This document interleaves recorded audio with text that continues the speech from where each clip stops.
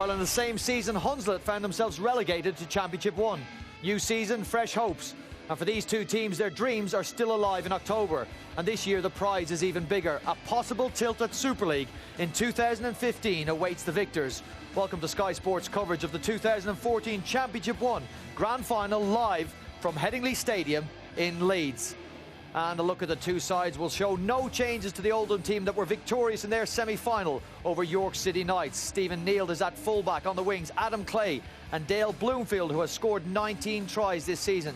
The centres, David Cookson and John Ford, who was awarded for his displays this season with an All-Star. Lewis Palfrey and Steve Roper are the halves. And up front, it's a full... Up front, the forwards are Phil Joy, Gareth Owen and Jason Bolts, who's making his 250th career appearance. And the star man for Oldham this season, without a doubt, has been Josh Crowley, 23 years of age, ever present and an all-star. Danny Langtry and Liam Thompson make up the forwards. And on the bench, it's Kenny Hughes, Michael Ward, George Tyson and Nathan Mason. They're coached by Scott Naylor. And the Hunslet Hawks, they've got Jimmy Watson wearing number 2 but playing at fullback. On the wings, James Duckworth and Gavin Duffy, 15 tries in 11 appearances for the ex-Keighley man. The centres are Lee Brickwood and Danny Maughan. And the halves, Thomas Coyle and Danny Ansell.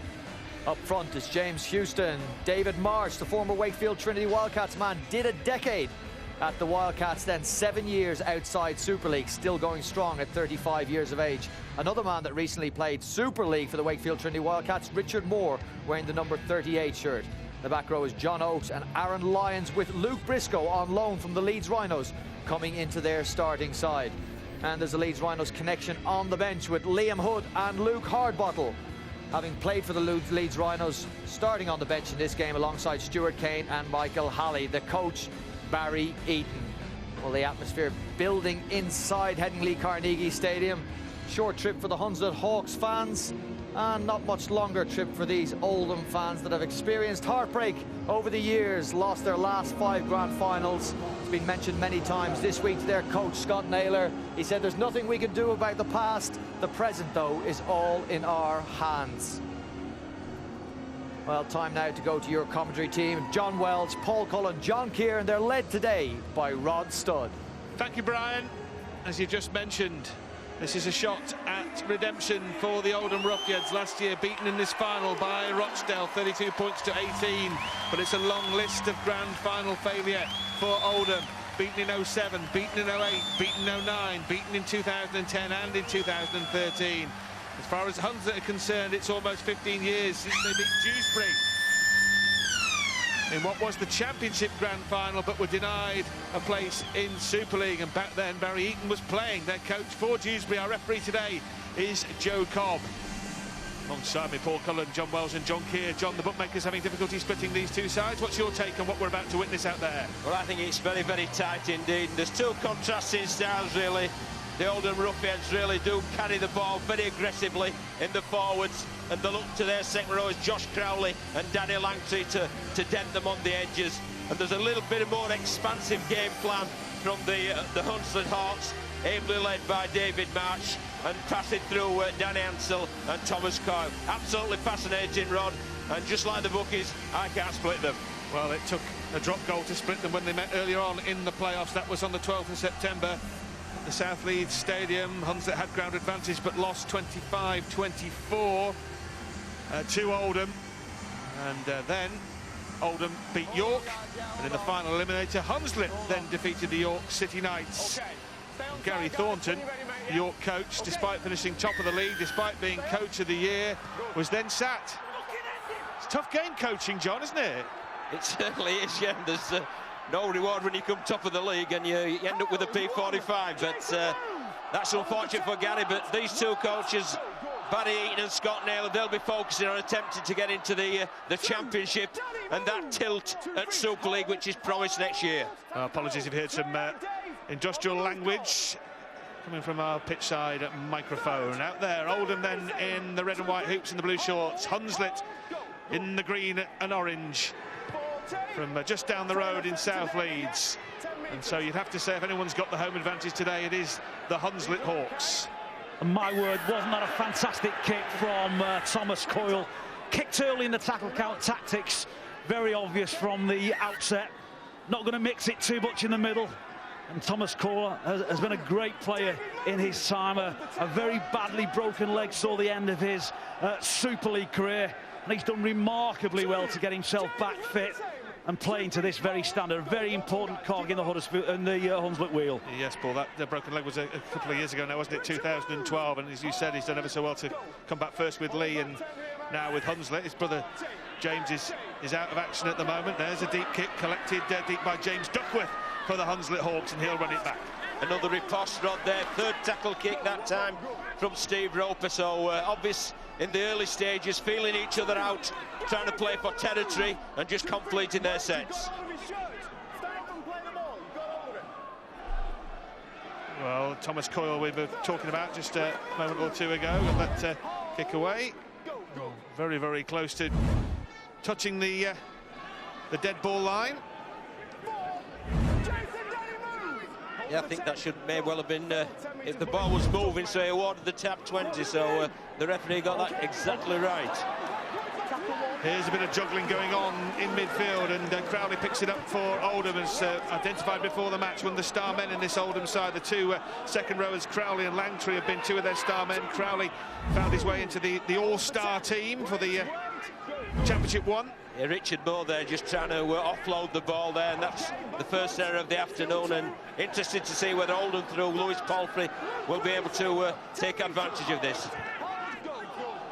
Well, Hunslet have got the Super League experience out there. We mentioned Coyle, we mentioned Richard Moore there, who was released by Wakefield just a few weeks ago and signed on a short-term deal with Hunslet. David March, a fixture at Wakefield for a decade. Luke Briscoe. So plenty of big game experience on the Hunslet side. Here's the last tackle, though, for Oldham. And the kick will go up, and the kick will go very, very high. And that's a difficult one to take in the sun, and it's very well taken too. Very well taken by Jimmy Watson. They'll be very happy with that, though, Oldham, because obviously they've turned the ball over just metres away from the Hunslet line with a really good kick chase. As soon as Watson fielded the ball, he got the man as well, and it's real good field position this for Oldham Ruffians, really to be very aggressive and tight with their defensive line. Both sides, John, playing this game very tactically aware and astute. I thought it might be a little bit more rough and a little bit more aggressive in the opening few sets, but both really having a feel of each other. And the kicking game is very, very obvious from both sides. Well, they've played 3 times this season. Hunslet won very comfortably in the first meeting, but the other 2 went to a single point. Both won by Oldham, 24-23 in the regular season, as we mentioned before, 25-24 in the playoffs, in the early stage of the playoffs. So you'd have to anticipate there won't be much between them. They both know exactly what they're about. And as Paul says, they're just feeling their way into the game, looking for an opening, not wanting to make a mistake early on in a grand final. That's often the key. As the ball is carted up by Jason Bolts. He's 10 metres inside Hunslet territory, and they still have 3 tackles left in the bank here. The Ruffians, Scott Naylor's side. This is ambitious stuff, a little bit of expansive rugby league from the Ruffians early on in the piece. Back towards the middle of the field to Steve Roper, who played in this grand final last year for Rochdale. As they defeated Oldham. Richard Moore, good tackle there, came out of the line, got the shoulder in. Run it on the last Oldham. And play on is the call, it's going to be the first try of the final. And Oldham Ruffians running it on the last tackle. Roper, who was here last season playing for Rochdale and defeating Oldham, has scored the first try of the final underneath the sticks. Very clever play, wasn't it? Last tackle play. Everyone, including myself, expecting the kick. Steve Roper deciding to run the long ball there. Just created a bit of space. Well, the left side second row provided the pass on the inside to Stephen Roper for a very, very good try. You see there, the little feint to kick into the corner before it was the long pass out wide, which caught the Hunslet defence napping. A great support on the inside. Real good work there from John Ford, who's been one of the recent stars of this Oldham Ruffians team. And a great finish there for Steve Roper. Well, Steve had a little look up then, didn't he? Before that play was set in motion, he had a look up when everybody thought the kick was on. Saw they were short on numbers on the Hunslet right-hand side. Like all good scrum halves, set the play up, followed back on the inside from Josh Crownley and finished off a beautiful play. They actually went left there, Paul, a couple of plays before, didn't they, through Palfrey, as Roper adds the extras. They'd looked to that, and they'd looked at a short, flat ball as well. The first time around, didn't come off for them. Persisted with that. Looks like John Ford's going to be a go-to man throughout this game. Presence, tall, rangy individual. He's got some strength to carry the tackle as well. Even shaped a kick, didn't he? Held the ball out in front, looked for all money. He was going to drop the ball on the foot. Straightened himself up, passed the ball out wide, and again, sharp as, stay back on the inside, because when you've got Josh Crowley playing at left second row, well, Josh Crowley can play centre, he can play standoff, he can play loose forward. He's an ideal second row forward. Plenty of skill as well as plenty of power. Crowley and Ford, who created the try for Steve Roper, were the two members of this Oldham team that ended up in the All-Star side for the Championship League One. They're very potent down that left-hand side, and Roper, who had those 6 seasons at Rochdale, played in the final here last year, as I mentioned. There are 9 survivors from Oldham who were beaten in that 2013 final, and it's off for the set. You have to lose one to win one. Well, Oldham have lost 5, so they must be due to win one eventually, and they lead here by 6 points to 0. It's the ideal start for Scott Naylor's Oldham. It really is, and this is a good set as well from the kick-off. They've completed, got to the 40-metre line, and again it's Steve Roper this time. Touch boot to ball, just short of the 20-metre line there. I believe he was inside the 40. He was. It was a very good kick indeed, but it's just short of the 20 metres. But it was well policed as well by Jimmy Watson, the Hunslet Hawks fullback, to ensure it wasn't a 40-20. That was a coach's dream, John, wasn't it? You know, you can see almost here Scott Naylor shouting from the stands, complete this set, get to the kick. The bonus is that a player like Stephen Roper, being very experienced, travelled about to a number of clubs, and he knows this game at this level. He knows it inside out. He knew then his team, after scoring the try, had to complete the set, get the good kick in, and play this game at the other end of the field. Scott Naylor in his second full season with Oldham. Familiar face in Super League, twice a grand final winner with the Bradford Wolves as a player, and twice a Challenge Cup winner. Former international centre, one of the stars of the show as Bradford Bulls dominated everything in the early years of Super League. Now cutting his teeth in the coaching ranks and watching his side having to do a little bit of defending as Hunslet take it up to the halfway line. They haven't really had a sniff, and that will be a penalty which will certainly give them the scent of the Oldham try line. That's handy. Very close to the trifecta there, weren't they? The try, the completed set off the back of that, and then what was looking like a very good and composed defensive set following that. All of a sudden they put themselves under a little bit of pressure. Steve Roper, for one, would not be happy about that. No, I think that's the first header, John, really, isn't it, from the Oldham Roughheads, and it may well be costly, because this has given Hunslet Hawks the first foothold really deep inside Oldham territory. Yeah, first penalty of the game, leading to a first play the ball inside the 20-metre area as far as Hunslet are concerned, and we'll see David March doing a lot of work here from dummy half, the vastly experienced former Wakefield man. March now 35 years old, talking about retiring at the end of the season. Ball comes loose. Well, was that knocked on in the tackle? It was, I believe. Yeah, I think it was too, John. Dale Bloomfield got his hand to it, and it will be a Hunslet scrum. I thought referee Joe Cobb there did a really good job.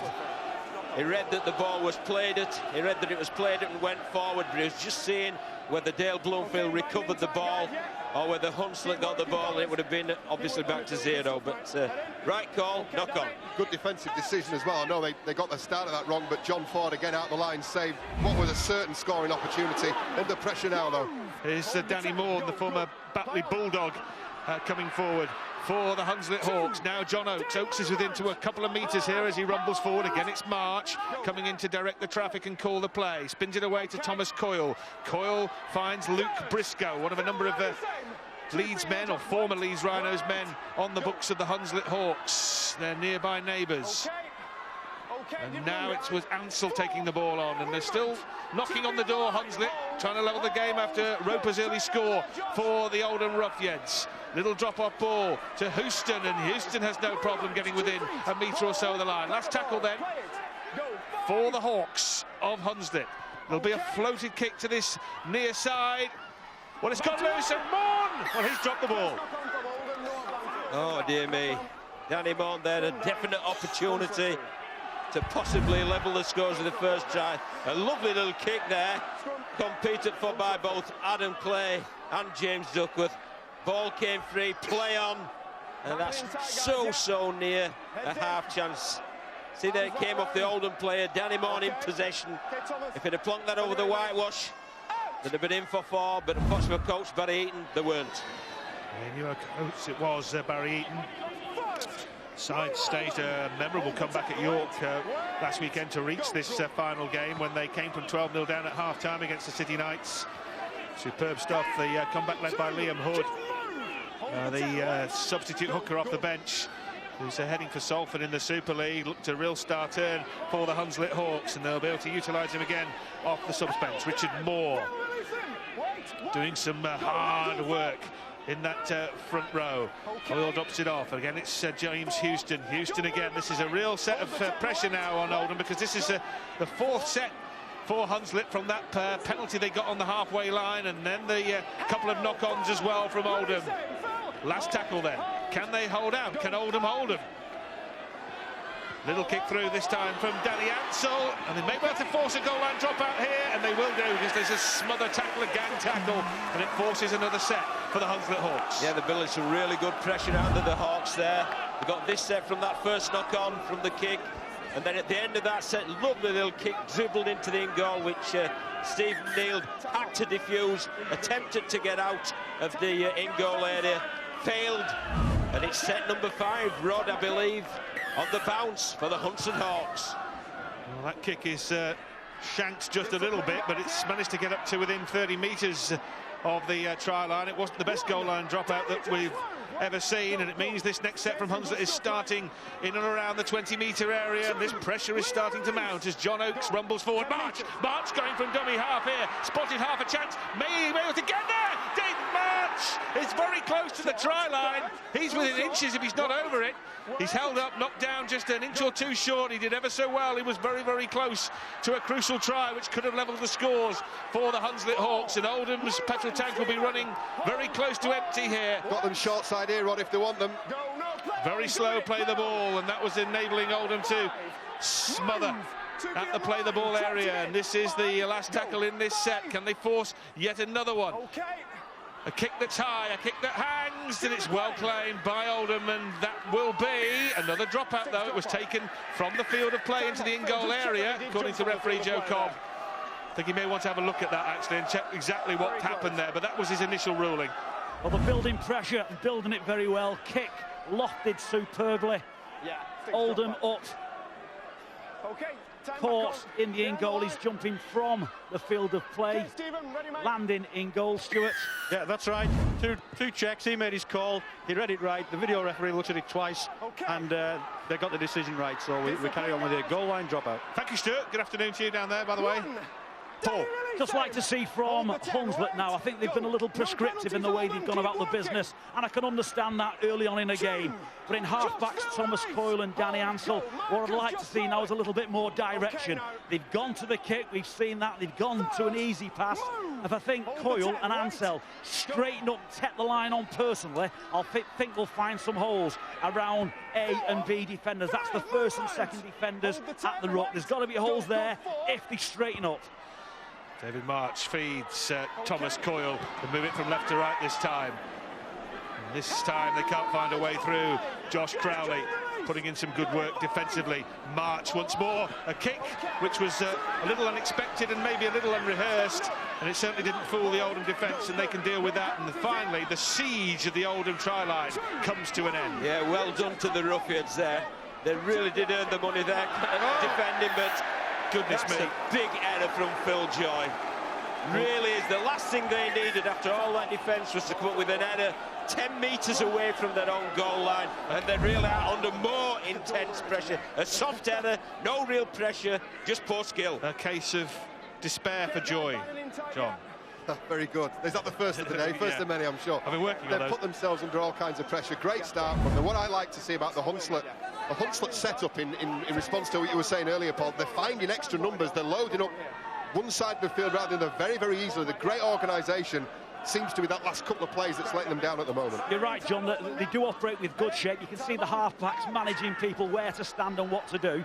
Unfortunately, I think it's a little bit prescriptive on the end.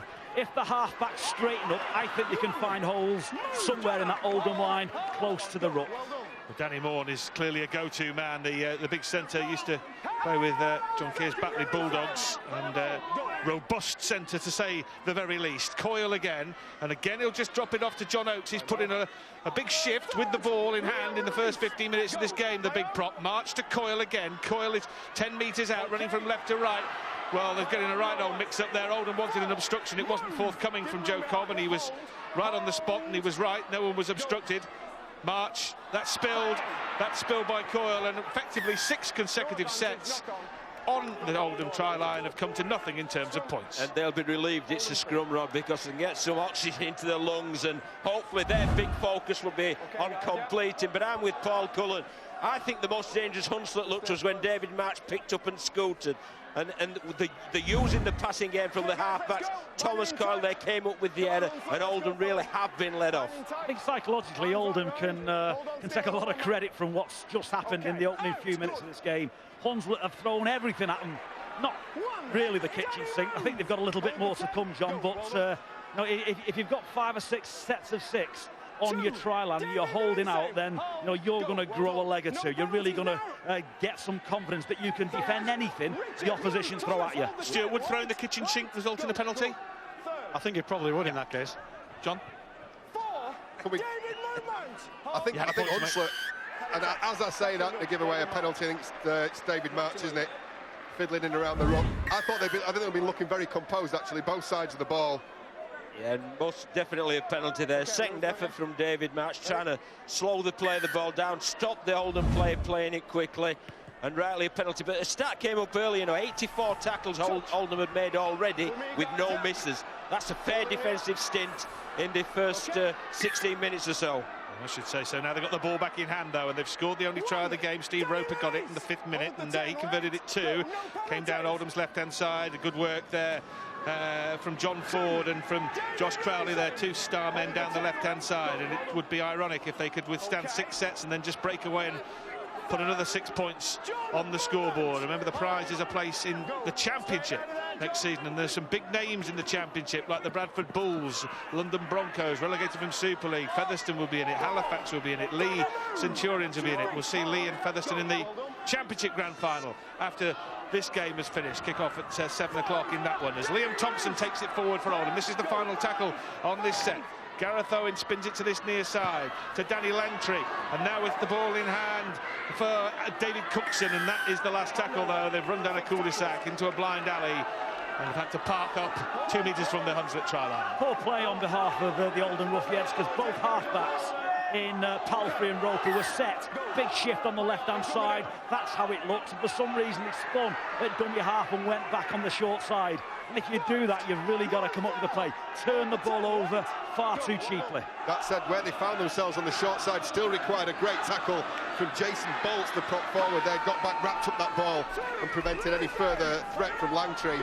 They're struggling to work it out now. Oldham trying to take advantage of this field position. Yeah, and they've got Hunslet backed up inside their own 20-metre area. Hunslet having to make a couple of changes from the team that won at York, most notably Liam Mackey, who's dislocated his elbow in that game at loose forward and a key man, so they will miss him this afternoon. Oldham fielding the side that also beat York in the playoffs a fortnight ago. They've had a fortnight's break to prepare for this final.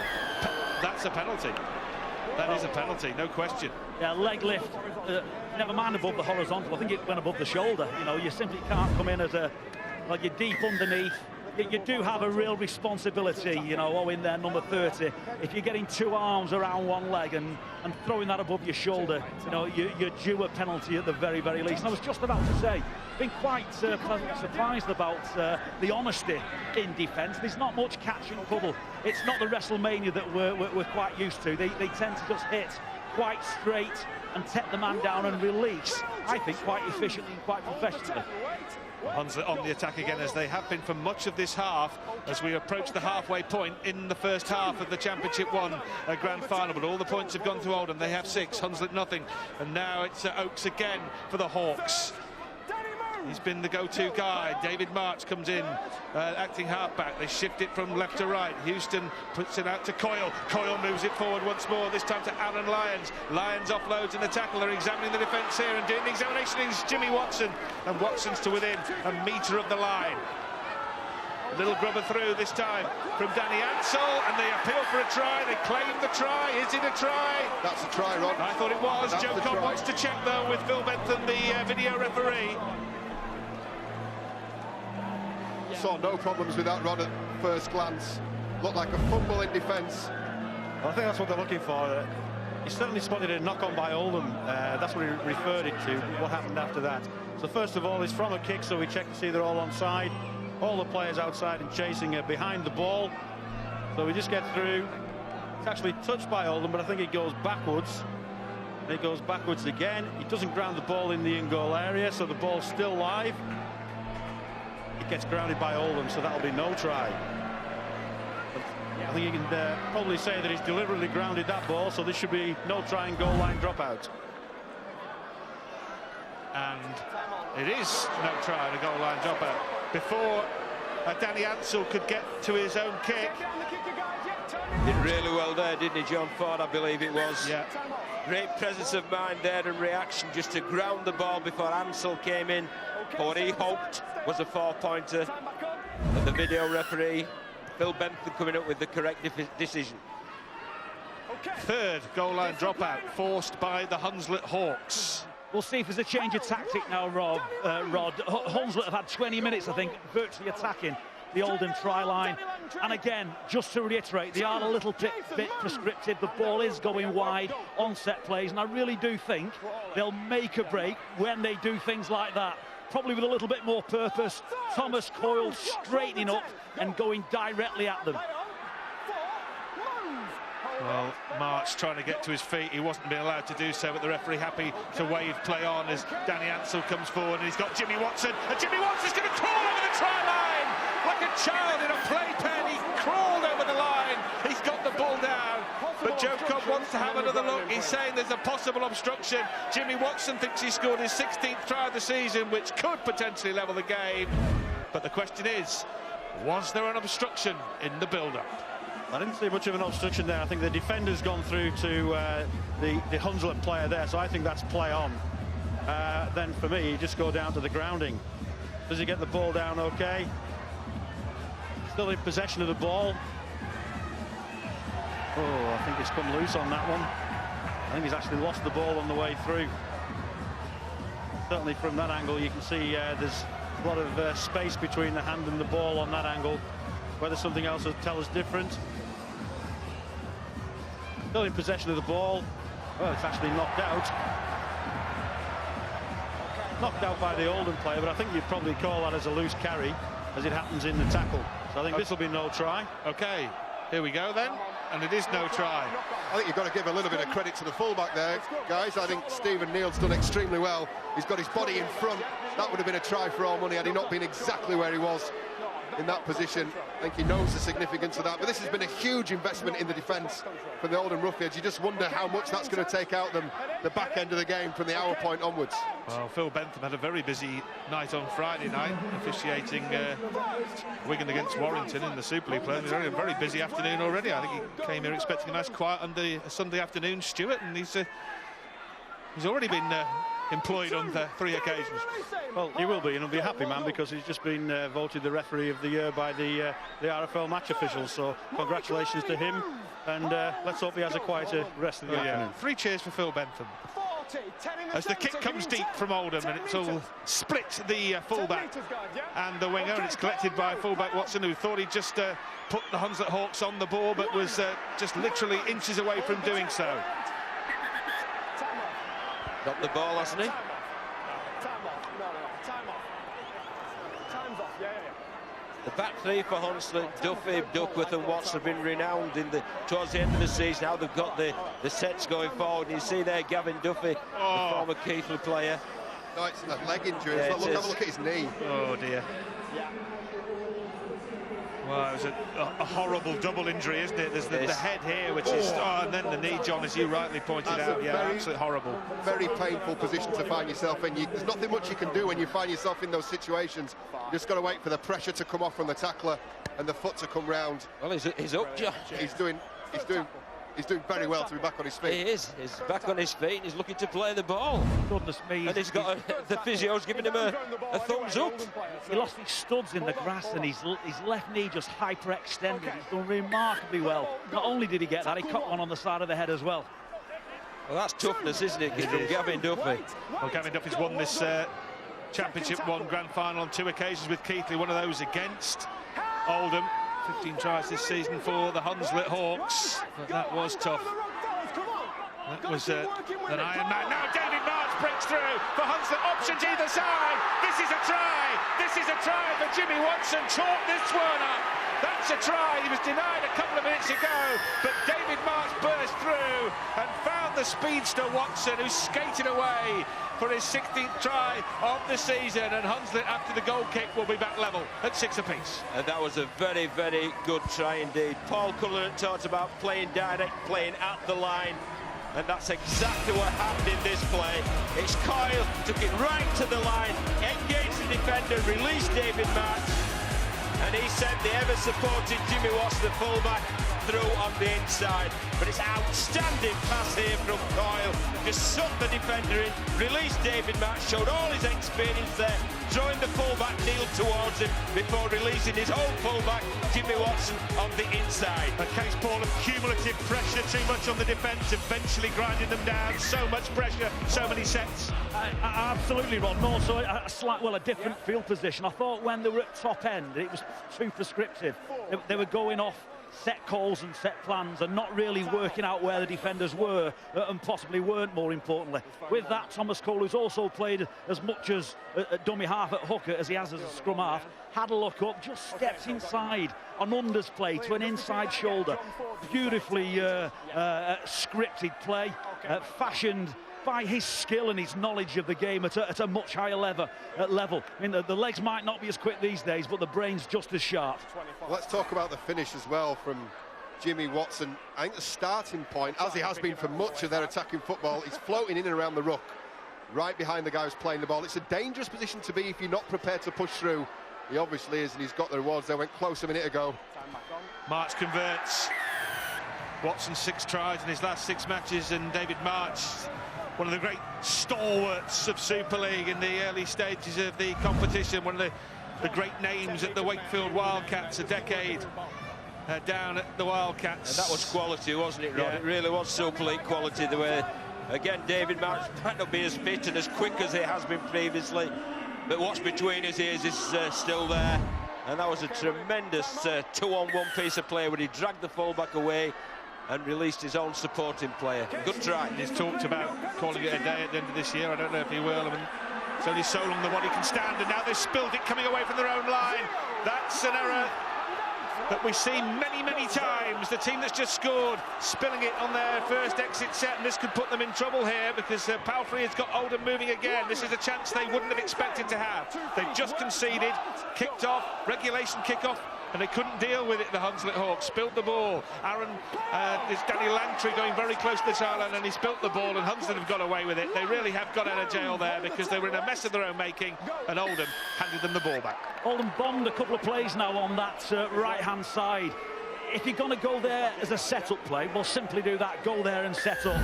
You don't need to toss the ball over your shoulder and give it away too cheaply. I think with the halfbacks, there's a little pull on the ankle. Little grab there that you really just don't need to do. You're giving away cheap ball and you're giving away cheap penalties. That might cost the Ruffians dearly. Oldham led 6-0 after that Roper try, levelled up by Watson, who made it 6-all, but it really has, on the balance of play, been Hunslet on top. Coming up later at 6:45 p.m, Lee Centurions, the runaway winners of the regular season against the Featherstone Rovers. So often finalists in the Championship Grand Final at Lee have only lost 2 games this season, one to Doncaster, one to Leeds Rhinos here in the Challenge Cup. They've been overwhelmingly the best team in the Championship. Can they finish the season off, or will Featherstone poop the party? There's a change in shape and structure now for the Hunslet Hawks. Liam Hood on at dummy half. Ex-Leeds Rhinos, of course, we've seen him playing some really big games for his first club, and that allows Coyle and March to use their guile and graft a little bit further out. Here's a kick, and that is awkward, and anything in the sun as it begins to set round about this time in the evening is never going to be easy to deal with, and that was well dealt with. Yes, Liam Hood was the star of the show in the semi-final win at York, scored a couple of tries. He was absolutely crucial. He really won them the game, but that was a good claim by Dale Bloomfield. It really was. Yeah, they're giving him a bit of work to do, aren't they, down that left wing, but David March now features a left side second row. That was the position he was in when he created that try. That's where he's defending now, and as Paul rightly picked out, Liam Hood now at dummy half, so an interesting change of dynamics, but it doesn't matter about the dynamics. If you're going to come up with headers like that, cheap headers like that from Nathan Mason, it's just going to make it so difficult for yourself. The Huddersfield Giant there on loan, but there's the earlier tackle on Langtree from March. There's the big header inside his own half by Mason, and March is finishing him off in a dubious manner, shall we say. Well, there's the school of thought, John, isn't there? If a couple of players from your opposition are playing so well and influential, as Thomas Coyle is, and as David March is, you might want to make them do a little bit more work in defence. And I think that's what Oldham have got to try and do if they can keep hold of the ball and aim up a little bit more honestly when they're carrying the fight to the Hunslet Hawks. Great guile and wisdom from the two senior players for Hunslet, but you know, they might be short of a yard or two. Make them do some more work and see if you can find a break. Here's Hood, here's Liam Hood, he's the spark! He's the man who could spark something for Hunslet. A ball that cannoned back off an Oldham defender, and the referee with a decision to make now. I think he's going to call a knock-on against Hunslet. No, yes he is. He's going to call it against Hunslet. He was toying with us there. It was like a magician showing sleight of hand, the referee, but he pointed to Oldham. It will be their scrum. But that's playing a bit off the cuff as well there. That's when they were more dangerous, created the try. That's what Liam Hood, he spotted 4 Hunslet attackers, 3 Oldham defenders, so he picked up Scooter, perhaps got a little bit excited there as he's held his hand up, acknowledging the mistake. But they need more of that type of play, recognition of numbers and where to attack, rather than playing to a set structure and shape. Yeah, Liam Hood released by Leeds at the start of the 2013 season. He has played Super League games for the Rhinos, heading for Salford as well, so clearly a player who can play above this level, John, can't he, Liam Hood, and he will be doing. Yes, he will, and that was a good hit as well, wasn't it, from the Hawks, ramping it up in defence, but this is a good carry.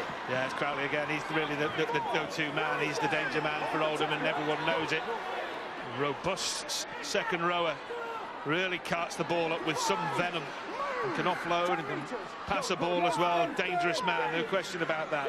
Well, the shape for the early kick came initially there from Roper, then delayed, then prodded it and poked it forward, picked up by the try scorer Watson for Hunslet, who is welcomed by Danny Langtree with open arms, quite literally, and knocks him down 20 metres from his own line. This game feels like it's been played virtually at the other end of the field in the Oldham half, and we've not seen the Roughheads down there in this position, albeit defensively, for a long time. They've got well, goodness me, they were very close then to a high shot, and the referee had to think about it. Well, they need a completed set in defence, do the Oldham Roughheads. No penalties, pressure on the kicker. Just about got away with that one. Yeah, perilously close to a penalty being blown. Oldham, well, that's almost into touch. In fact, it may well have been into touch. It was very, very close to the try line. Great play, though, I think, Rod. I think there's the first knock-on from Danny Morn. Yeah. And so we'll take it back. Oldham will get the head and fade. They see just a stone-cold drop. Went forward. And although the Oldham player was heading out of the field of play, it's the first knock-on from Danny Morn. This is a great opportunity now for Oldham, because they haven't been up there for long, and they certainly haven't started a set deep in the Hunslet half for a long time. Josh Crowley, sorry, Paul. Josh Crowley's going to have to change his shirt here at the moment. That's what the delay is, and just looking at the way they're setting up here as well for this set. The right centre for Oldham, David Cookson, he's He's just looking at which side of the ball he's going to sit, whether he's going to sit. He looks like he's coming short side, so that'd be a 4-on-2 versus a 4-on-2. Unusual to see Oldham lining up like that. You would expect 5-1 on the attack, sending the extra attacker over for the first play, try and get some momentum started in what is a very good position for them. Hold the 10, wait. Halfway inside the Hunslet half, almost exactly, for the Oldham Ruffians, who've been under the cosh and under siege for most of this half, but still level at 6-all. Michael Ward it was taking it forward. Now it's going to be Roper again swinging it out there to Ford, and they'll look to examine down that left-hand side once more. Will they get the ball in the arms of Crowley again? Not this time. Roper goes himself. He's already scored once this afternoon, but not this time, as the door was slammed very quickly into his face. Skipping forward is Lewis Palfrey to within a couple of metres. This is the final set. What is there in the box of tricks for the Oldham Ruffians? It comes back to Roper. And that's collected. That will be a try. Sensational handling. It was plucked out of the air and then eventually offloaded and touched down by Bloomfield. And again, Joe Cobb has got to phone a friend. He's got to phone Phil Bentham and ask him exactly what happened there, but it looked legitimate. It was plucked out of the air by the centre and then flicked onto Bloomfield. It looked okay. Yeah, well, it's this last tackle play again, isn't it? It's a canny little play again from Steve Roper. Just a dab into the air, short of the goal line, which allows it to be contested. And my word, doesn't John Ford do a good job there? Takes it in the air. Could be said he'd been taken out, but look at that for an offload. The presence of mind there to offload to the supporting Dale Bloomfield was sensational. That's a really good try. Should he ground that ball legitimately, and he has done. Excellent work there once again on the last tackle by Roper. Finished so well by Dale Bloomfield from the assist by John Ford. For his 21st try of the season, and they're literally dancing in the aisles as Oldham regained the lead by 10 points to 6. Well, they haven't been down there that many times. I think 4 or 5 times in the game. Possible suggestion there, the knock forward as the ball tipped forward. Yeah, that was Danny Moore. He came up with the error there that gave him the position. And really well finished here by the wingman. And you like the composure, don't you, of Stephen Roper. They haven't had that much good ball. That's the safe play at that end of the field. And that was Super League standard. To jump that high, catch and throw while spinning over mid-air was a remarkable piece of play. He's an athlete, isn't he, Mr. Ford? He's got all the attributes. We saw him in the build-up to the first try. Roper's try played a big part in that tall, rangy figure, and he's used that frame to get up and above the Hunslet defence, giving his side a timely lead. And Bloomfield has been a try-a-game try machine this season for the Ruffians, and that's going to come across the face of the post, so the 4 will not be turned into 6, but Oldham have the lead by 10 points to 6 as they look for a first grand final success at this level in their 6th attempt, beaten in the last 5 finals they've appeared in this level. Is this to finally be Oldham's day? Yeah, it's quality last tackle play, isn't it? Much appreciated by the travelling fans as well. And you just wonder, don't you, if Oldham can gain some field position and actually build a bit of pressure, as Hunslet have had all the ball in the first half, what would the scoreboard be then? Because they've looked pretty incisive when they've had good field position. Yeah, shades of last week at York when they went in 12-0 down at half-time, scratching their heads, having had the best of the first half there as well. On that occasion, they were able to come back. They're going to have to come back again from a deficit. They've been behind twice in this game. The lesson's quite clear for me, for Oldham. You need the ball and you need field position. When you're down there, you can actually do something with it. This needs to be a completed set. It needs to be a quality kick and a great chase and play the game at the other end of the field. Well, Crowley is threatening to knock the wall down every time he gets the ball. There's half breaks every time he gets it, Crowley, in that left-hand position. He looks a man that could break the line at any tick of the clock. Kick goes up in the air, this time from Palfrey. That's a dangerous one. It's into no man's land. Well claimed in the end by the fullback Watson, who'd approached it with trepidation but took it very well. He's covered everything back there and scored a try. Watson, he's gone well for Hunslet. And they'll be happy with that again after they scored the try. They got to the end of the set with a good finish and a good chase. And I'm with you, Rod. They're a left-sided team, aren't they? This Oldham Ruffians. There's Ford, there's Crowley, and there's Roper providing the passes out there, and that's where they do look very threatening indeed. Well, two finals today, Featherstone against Leigh coming up, and then the big one itself, the Super League showpiece, the match of the year between league leaders St Helens and the favourites Wigan. Will it be Wayne? Will it be Brown, who's marshalling his troops to grand final glory? Next Saturday from 5 o'clock on Sky Sports. Well, it's Liam Hood. Is he trying too hard? He's come on. I think he feels a responsibility to make a difference, but he's just taking the odds too much for me. And you know, just 40 metres from your own goal line, again, you're giving Oldham some good field position. And it was Richard Moore who I think started that, John, with an offload. You know, had the audacity with 2 or 3 defenders on him to toss the ball back with one hand, and it seemed to spread through the side. And, you know, Hunslet have got to get to the other end of the field and dominate, and hopefully with a little bit more direction on their behalf, they can create a few more breaks. But giving Oldham the ball back in this position with Stephen Roper so astute, so smart, is almost suicidal. Yeah, Oldham have been like a very good chef, haven't they?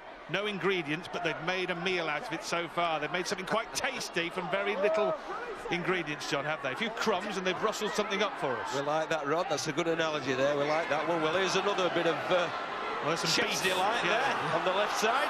Yeah, some Oldham beef, and it's Crowley going very close to the try line. They need 3 of them to haul him to ground. A metre or so short. This is the final tackle. Poked forward and collected.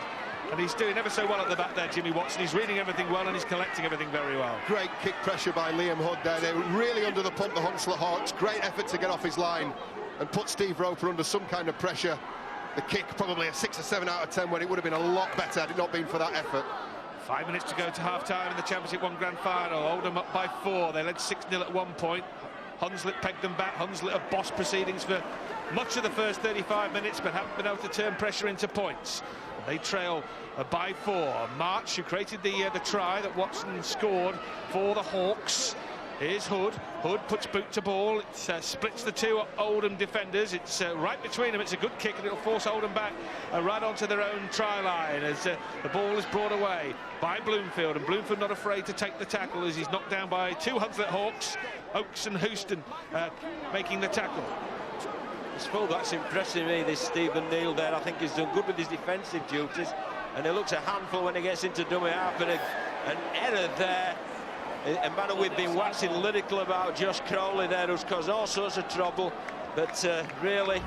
Oh, the offload was on. The offload was on. It was a difficult one to take, though, with that pressure, John. I have a rule of thumb. The offload's only ever on when they catch it. It's called the coaching prerogative. You can only allow to do them when the guy catches it. If not, it's never on. You know, you can't go on 50-50s that are really 90-10s. Oldham at that point don't need to make that play. They need to complete, get down there. If Hunslet get themselves back in this game now, because of that, it's quite a costly error. A good time to score. I'm not sure there's a bad time to score. 4 minutes to go before half-time. They're on the halfway line. March is in again. Danny Morn, who's been fairly quiet. We expected a lot from Morn. He was in the All-Star team, playing in the Championship recently, 1 division above this. So we'll be expecting plenty for him. Michael Haley is the man with the ball in his hands, the former Featherstone and Sheffield man. Coyle. And Ansell was involved once more. Sniffing again was Watson, looking to get on the end of something, but it spilt. Yeah, Lee Brickwood, I think Brickwood it was. He spilt the ball. Yeah, tried to straighten up Brickwood coming off his right foot, but that error wasn't costly then, John, after all. That potential offload, yeah. Told you it was on.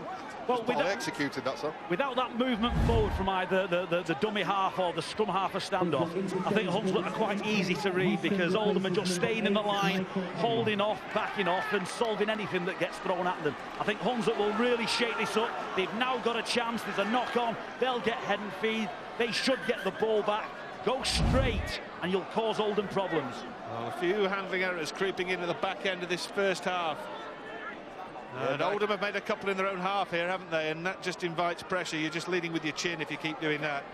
He's claiming that the foot was in there, but I just feel it was Michael Ward. It's a responsibility to play the ball correctly. He hasn't done, come off the bench. Well, if we started a debate about the play the ball, John, we'd be here till the grand final on Saturday, wouldn't we? Well, with 3 minutes left of this half, so let's have a watch of this. Let's watch the action. Let's watch Bourne charging forward. Watson's come in at dummy half here. He'll offload to March, and March will take it forward. Wrestles his way inside the 20-metre area for the Hawks. Can they swoop just before half-time? Coyle has the ball in his hands. Drops this one off. And keeping it very, very simple. Just keeping them going forward in a central position. They can direct one way or the other from there, left or right. They go to the right, they go to Coyle once more. They go again to Ansell, and again there's an error. Error upon error in the back end of this first 40. It isn't. The only time, you know, that a pivot, a standoff scrum half or hooker has engaged a defender, they've split the defensive line. They're just playing, Paul, aren't they? Too far away from the defensive line. It's easy to read. And then again, Watson that time had a pretty good game, came up with the error. Yeah, you need to change it if it's not working. They've gone with that play now at least half a dozen times, and the ball simply meandered across the field without any great purpose or direction. Straighten up, you've got a chance. Well, I caught a glimpse of Barry Eaton there, the Hunslet Hawk coach, and he's obviously assisting Brian McDermott here at the Rhinos as well, but 7 seasons coaching with Keighley and Hunslet, so he knows what he's doing, and I'm sure he'll fix up what's going wrong in the half-time interval. There's a reason why that set was started on the 40-metre line. Jimmy Watson playing the ball on the kick return. That's 2 great efforts in defence. Richard Moore again coming out the line and putting a great shot on, and then Liam Hood following suit. Really saved that defensive set, and they've got a chance here late in the half now. And they're approaching the final minute of the first half. Hunslet looking for the levelling try. Ball inside once more from Coyle.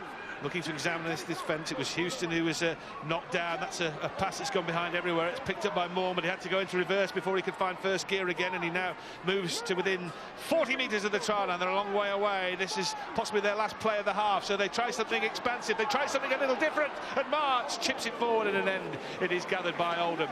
Well, it looked like it might just have half a chance of working that. It caught Oldham unawares for a moment, but in the end, Stephen Neal knew exactly what he was doing and smothered the ball. Yeah, it was Liam Hood as well, though, wasn't it? Again, he looked at the numbers. He saw there was short on the short side, the blind side, and he went down there, and it ended with a kick that caused a bit of consternation. So they need more of that, but they need a good defensive set here to restrict Oldham. Last 30 seconds of the half, last 20 seconds of the half, so they can just run this one out, run up the set of 6, and then just get it leathered down the other end, get it all the way deep inside Hunslet half, and say, well, you've got 10 seconds to do something from there. Jimmy Watson, can you produce a moment of magic? No, you can't, as he's knocked onto his back very quickly, bundled over, knocked over by Nathan Mason. This is the last action of the half. What have they got? A chip kick forward should be easy for Clay, and he can just run this into touch very calmly, just strolls off the paddock, and Oldham will go in with the half-time advantage. 2 tries in the first half for Scott Naylor's side from Roper and Bloomfield, 1 in reply for Watson of the Hawks, and Oldham at the halfway stage have the edge in the Championship 1 Grand Final. They lead Hunslet by 10 points to 6. Yes, thanks very much, Rod. Well, they've got an unwelcome record in Grand Finals, having lost their last 5. The Oldham side, can they fix that record today? 4-point lead at half-time, but the domination in possession and territory stakes would go to the Hunslet Hawks, but 2 sucker punches sees Oldham out in front.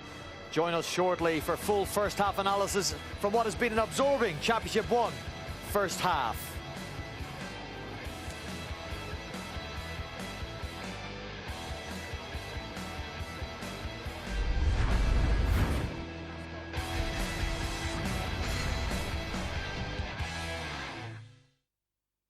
The Gladiators are entering the arena.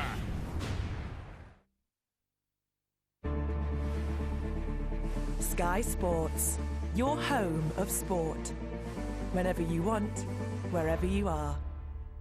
Everest entrance doors like this one are now up to 50% off. And with extra security features like the high security lock cylinder, they tick all Ronnie's boxes. Plus, with up to 50% off, he couldn't be happier. These Everest UPVC windows also come with an attention-grabbing offer. They're now up to 50% off with 2 years interest-free credit. So call Everest before the 17th of October and they'll fit your windows in time for Christmas or your money back. Cute little guy, huh? This guy could take down your entire company. Stay with me. On Thursday, a hamster video goes online. On Friday, it goes viral. A network choking phenomenon. Why do you care? He's on the same cloud as your business. The more hits he gets, the slower your business may get. Do you want to share your cloud with a hamster? Today, there's a new way to work, and it's made with IBM. Hotel Trivago. Come on, Spike. Get in, come on.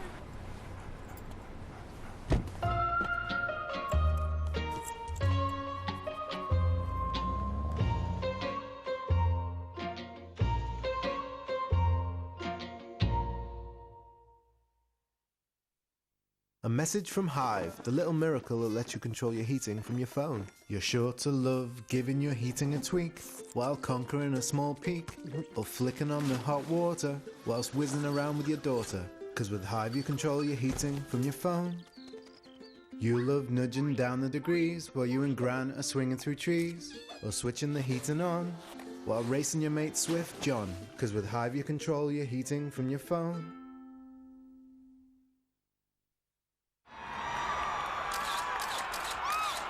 I'm a man. I'm a man.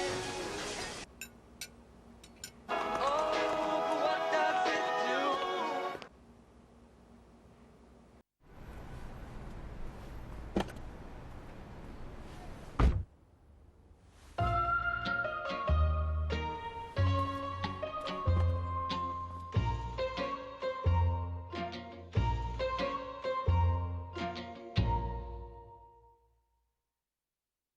I want to go to Dubai.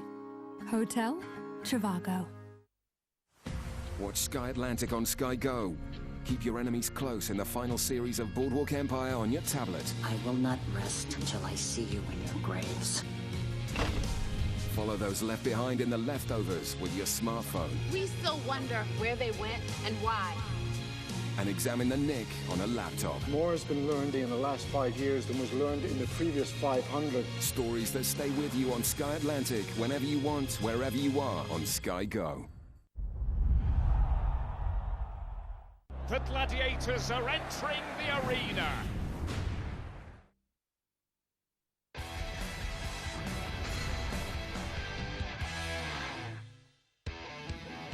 Now coming up shortly on Sky Sports 1, 6:45 p.m. we have the best two teams outside of Super League.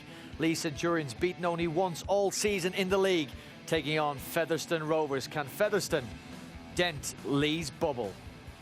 Meanwhile, here into the Championship 1 Grand Final, it's an absorbing encounter between the Oldham Ruffians and Hunslet Hawks, just 4 points between them. At half-time, Roper and Bloomfield with tries for Oldham, Watson replying for the Hunslet Hawks, and John Wells. It was Oldham that got off to the better start. Try after 5 minutes from Steve Roper. Yeah, they're very composed, very calm, Steve Roper. I thought he's done extremely well, actually. Been the better of the two halves. Last tackle shot, there was a hint of a forward pass about this one. Your thoughts on that? We'll give some, my feeling is there's been an amnesty on forward passes this last few days anyway, so we'll let that one go. Great take from Roper above and behind his head, and then from forward and then back to Roper for the try. This was the try saver on Watson, who got rid of one defender. He absolutely needed to be there at the very time he was there. Great defensive display, but Watson was not to be denied. Starting, as a lot of good fullbacks do, from the base of the ruck. Lovely pass to put March through the hole, and then Watson following up back on the inside. And after conceding just that one try, when under huge pressure, Oldham have gone up the other end of the field and hit back themselves. This is what I'm talking about with Steve Roper and this composed nature with which he approaches the game. John Ford, the second of 2 assists there. He's had an outstanding first half on that left flank, causing them all kinds of problems. John Keir said in commentary, they're a left-sided team. It's their go-to side in attack. It's where Crowley goes and tries to break down the doors there. I think John Ford has proven himself throughout this first half to be a great attacking threat, and they've got the composure in the middle from Steve Roper. Hunslet have got it all to do. The scoreboard doesn't suggest that, but I think given what Hunslet threw at Oldham very early in the game for that 20-minute period, they've come out by far the better team. And that might be the question that Barry Eaton is asking his charges at half-time, to be a little bit more clinical if given so much possession and so much territory on the Oldham line. Would you be concerned for Barry Eaton and his side that they couldn't break down Oldham with all that advantage? It was, they had the shape. They were getting into shape very, very easily, and they were getting an extra number very, very easily. I think the mobility at the back of Jimmy Watson is creating that overlap for them. They're just not able to execute, I think. Was that lack of execution or good defence from Oldham? Well, I think a little of both, but but I will point the finger at Danny Ansell. I think he's had a very quiet first half. I think Thomas Coyle has been the one who's led from the front there in the halves pairing. There's going to be a lot more asked now, and it looked from a very early stage like Hunslet. They were playing in the image of Barry Eaton, very disciplined, organised, attacking shape. Just lacked that final ball, lacked that execution and accuracy. Well, it's the first ever grand final for Hunslet at this level. Oldham themselves, well, they've been beaten in their last 5. Can they set the record straight? We've got the second half coming up shortly. They're in a good position to arrest the slide of grand final defeats. Scott Naylor, well, he's tried to deflect that sort of talk during the week. His side sitting pretty at half-time, 4 points up against the Hunslet Hawks.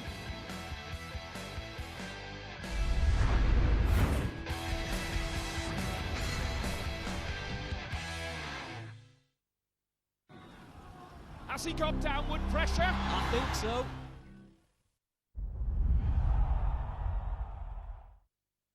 Session Churchill. Come on. Huh? Oh, yeah. For an 80% good driver discount, chat to Churchill. Already found your ideal hotel? Check on Trivago whether you can book it somewhere else for an even better price. Hotel Trivago. Celebrate the great indoors with the Currys PC World Autumn Sale. This 8GB Acer Aspire with AMD A10 processor is great for high-performance gaming and entertainment, just $379. Want a detailed picture and smarter viewing experience? This 3D 50-inch LG Smart TV featuring WebOS is just $599. At Uni, every pound counts. So we've combined an Asus Chromebook, 7-inch Nexus tablet, and £10 Google Play credit, all for just $299. And this 7-kilogram LG washing machine with 6-motion direct drive is now just $279. We'll find the one that's right for you. Currys PC World. So this is the stunning Brecon Beacons in the heart of Wales, and typically it's raining. If it clears, you'll be able to see it from up there in the sky. Jerry. Hello, Tim. Hello, mate. How you doing? Shall we tow it out? All right, yeah, I'll jump into the Jeep, yeah? Hang on, the rope's gone. We are now just gliding. Right, gliding done. Next up, 4x4ing. Let's do it. Adventure has evolved. To see more of the story, go to jeep.co.uk. What is the most important document? When information is everything. To prove a man's innocence. To help save a community. To make a parent proud. If the document is important, the company is important. Kyocera.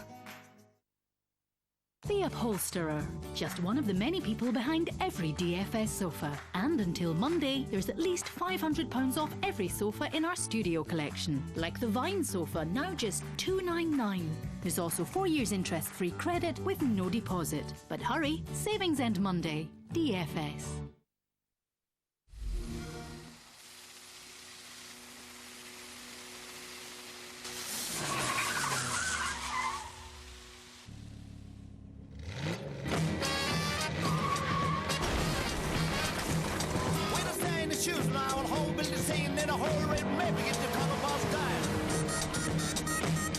Out now, only on Xbox. Now starting at $329.99. Super sharp shooter, shooting super sharp shots. Welcome to the party. This is amazing. We can go on all night for a weekend. Yes! This place is absolutely buzzing. What an atmosphere. The sharpest shooters are back. The Darts World Grand Prix starts tomorrow at 7 on Sky Sports 1. Sky Sports, your home of sport. Whenever you want, wherever you are. Has he got downward pressure? I think so.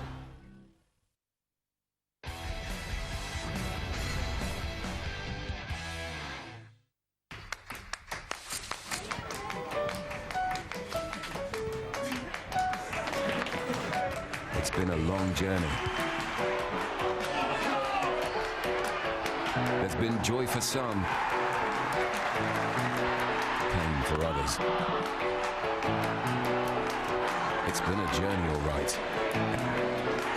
And it will all come down to this. Don't miss Super League showpiece. It's the grand final this Saturday, Sky Sports 1 from 5 p.m. St Helens against Wigan, a repeat of the 2010 grand final. That should be a cracker. Meanwhile, here at Headingley Carnegie Stadium in Leeds, it's the Championship 1 grand final between Oldham and Hunslet Hawks. The Oldham Ruffians leading 10 points to 6 at half-time. Time now to go to your commentary team of John Wells, Paul Cullen, John Keir, and they're led by Rod Studd. Thank you, Brian. Second half about to get underway. Hunslet got to recover from a 4-point half-time deficit. They were 12 points adrift last weekend at York and turned the tide to win and book a ticket for this tie at Headingley Carnegie. Oldham going to hang on. They've been at this tier, the third tier, since they were relegated in 2006, a year in which they lost all 18 matches. They were in the Super League back in 1996 when their nom de plume was the Oldham Bears, now the Oldham Ruffians, and they have a penalty at the start of the second half. Yeah, that'll be a great start there for Oldham. There was a good carry, wasn't it, by George Tyson, and a bit of a high tackle there from James Houston, and it's not allowed the completion of the first set, but also to start the second set in the Hunslet half, so they'll be really pleased with this start. And the question's got to be, how much did all that defensive work take out of the Oldham Ruffians? And will there be a slight change in attacking formation from the Hunslet Hawks? Well, that was a good drive from Nathan Mason, that's for sure. That's not anything particularly to be proud of, though, from John Ford, who's had a good first half, but not a good start to the second as he spills the pill, and Hunslet will get the ball just about 20 metres from their own line. You can see what they're trying to do, though, once again. It's that left-sided attack, and they do like that miss-out ball across Crowley's, the front of Crowley to hit Ford, but just not executed correctly. They're playing very flat as well, aren't they, John, on that short side, which is great. If it comes off, it gives the defence very little time to read and adjust, but it also gives it the window of opportunity you have to take the ball becomes a lot smaller as well. You've got to back your own skill. They're still doing that. They're persisting with that, and they have had some results in the first half, but it's going to come to a point in the game where you've got to start thinking about preserving the lead rather than scoring any more points. Now, that aimless pass is almost as much as a coach killer as a cheap penalty. Now, you just want your charges to make an impression with every play. Go at an inside shoulder, stand up a defender, deliver the short ball occasionally. You don't need to get the wingers away every single play. Looking to offload was John Oakes from the Hawks, who are now inside Oldham territory for the first time with the ball in hand in this second period. It'll be taken forward by Harbottle. He's making his debut for the club. He's been playing in Australia. Back in the country only a couple of weeks or so ago. That is an enormous kick. Well, that's well taken. That really is a superb take from the enormous bomb in the air from Thomas Cole. Let's go round to the sideline where Graham Beecroft has the half-time news for us, Graham. Yes, thank you very much indeed. I've been chatting to both coaches. Scott Naylor of Oldham, he wants a higher completion rate. He said, listen, I've got a stiff neck here watching the ball in the other half of the field. We're giving them too much ball in the wrong areas. One thing he is hoping for, Rod, is that the energy they've used up won't cost them late on in the game. He said we've got to be more boring, we've got to have a more conservative approach to what we do. Barry Eaton for Hunslet, well, he said we just need better control. He said we've asked plenty of questions, but we need more points for our possession. One little story for everybody. Brian, our floor manager, calls the team out, the team's out at half-time, and he knocks on the doors. They're over on the other side of the field to where they normally are here at Headingley, and he knocked on the door and shouted 3 minutes. The only problem was he was shouting in the disabled toilets. He got it right at the end, though. It doesn't get much wrong, Brian, to be fair. Well, they're out there playing now, aren't they? So we're happy with that. They're out there, Hunslet and Oldham, and later on this afternoon it'll be, or early evening it'll be by then, Featherstone Rovers taking on Lee in the Championship Grand Final. But this is a really big game because it's for a place in the Championship next season, and all that entails. It gets you onto that pathway to Super League under the new structure that will be part of Rugby League in 2015. And that was Oakes again driving it forward, and this is Houston. These two props have done some real big work for Hunslet in the first 45 minutes or so. A finessed kick forward. It'll stay in the field of play, but only just, and in the end it's run back by Stephen Neild, who is absolutely crunched. flattened on his own 20-metre line. He didn't miss him, did he, Richard Moore there? But working hard, Oldham, to clear their own end here.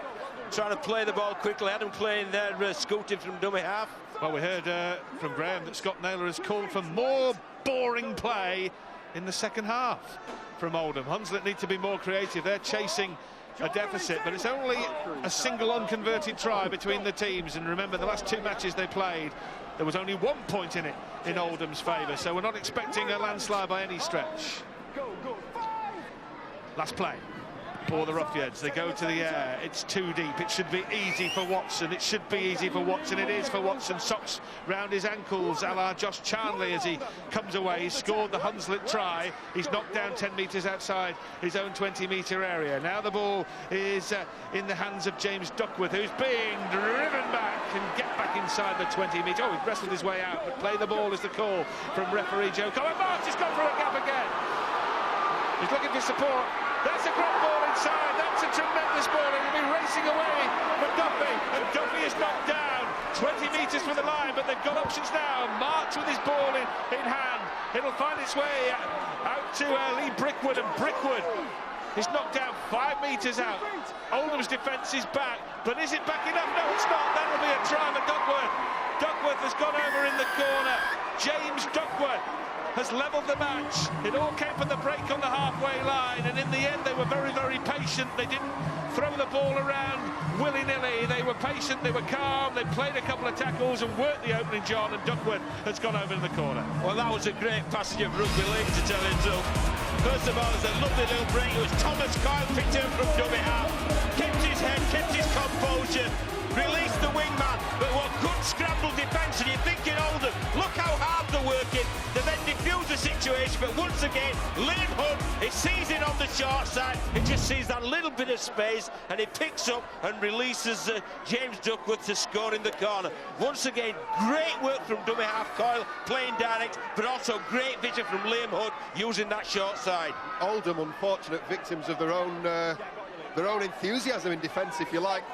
The Hunslet player Duckworth had been pushed back 5 or 6 metres, I think, in the tackle. He managed to get a quick play the ball, and off the back of that, that's when Coyle burst upfield.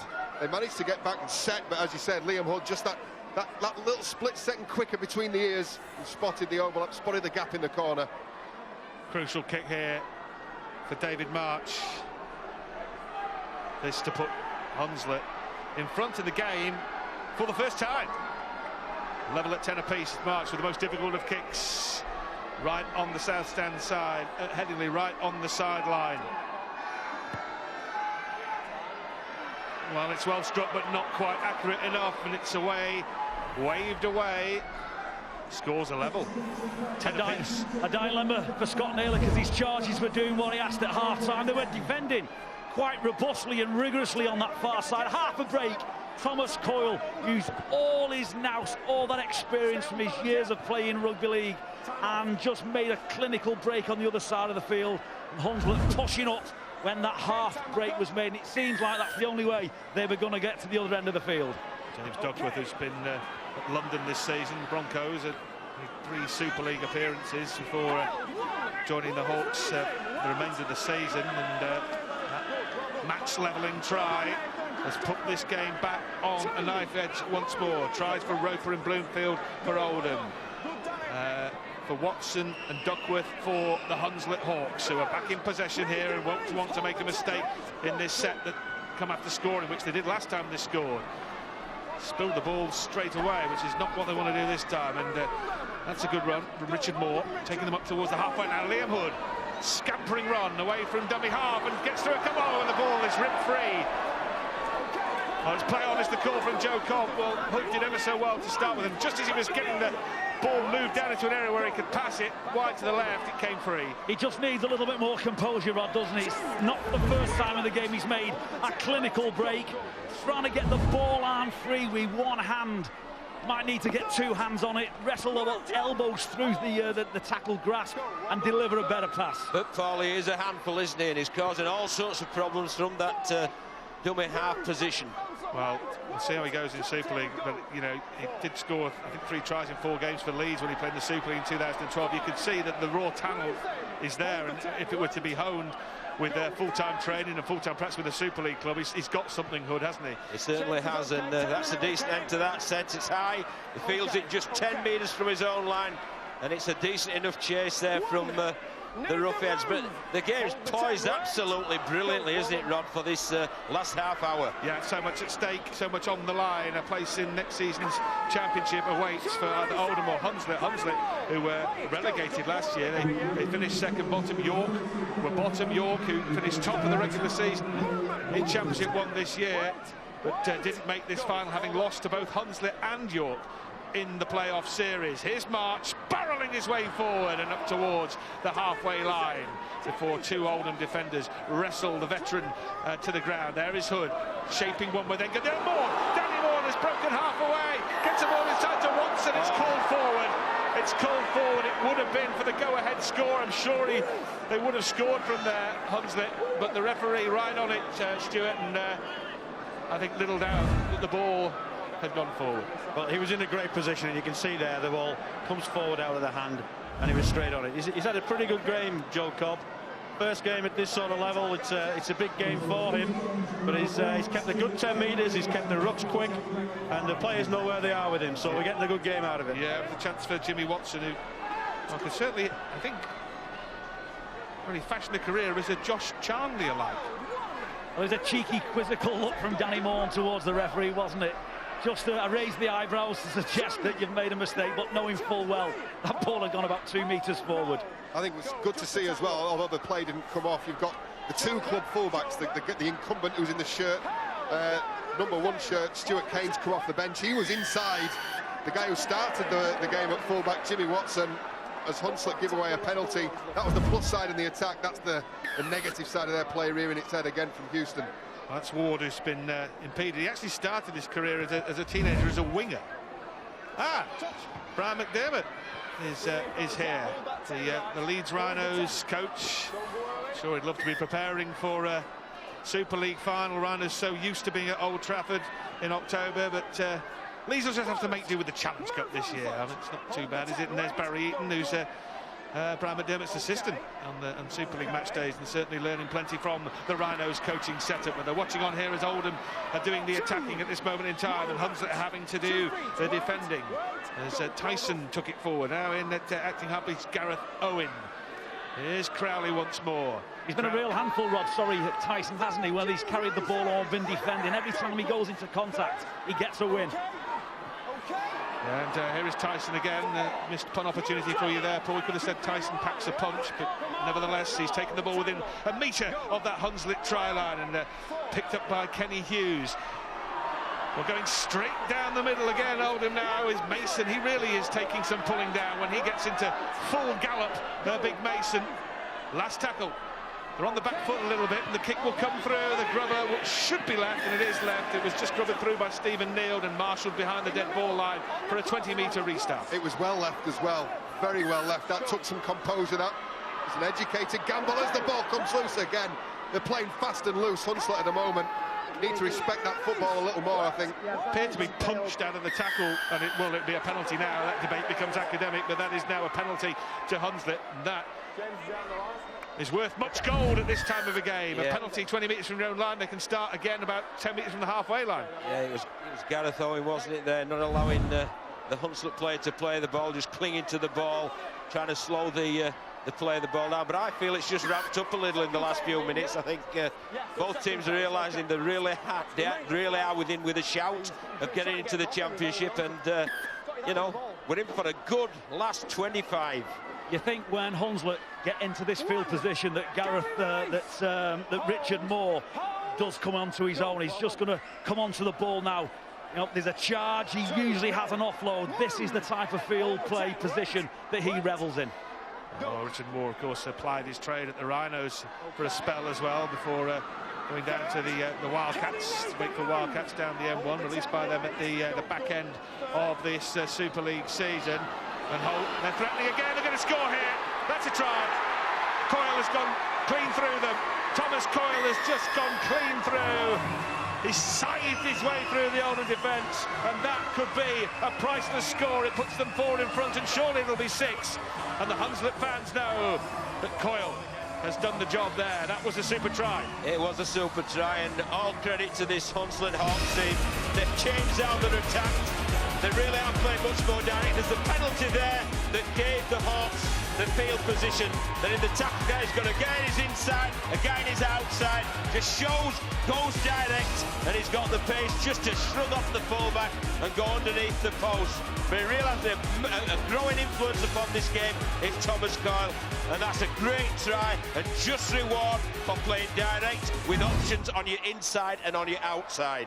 You can see the half-time team talk there from Coach Barry Eaton. I think it's pretty obvious that Hunslet had to straighten up the play, keep shifting it aimlessly across the field, and you'll end up in touch. Go hard as a half-back and you'll make a break, and he gets a double reward there. Thomas Cole with a fantastic score. Well, to turn the 4-point lead into 6, David Marks does that. Let's go down to the sideline and get some injury news from Graham Beecroft.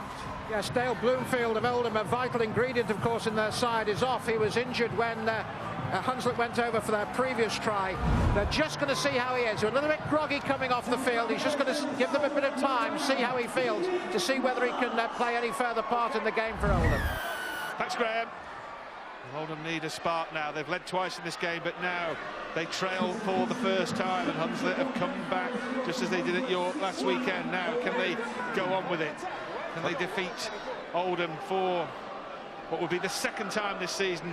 This is the 4th time they've met. Oldham have 2 wins. They look more confident, don't they, Rod? And you don't know whether the seeds of doubt within this Oldham Roughgats teams are growing.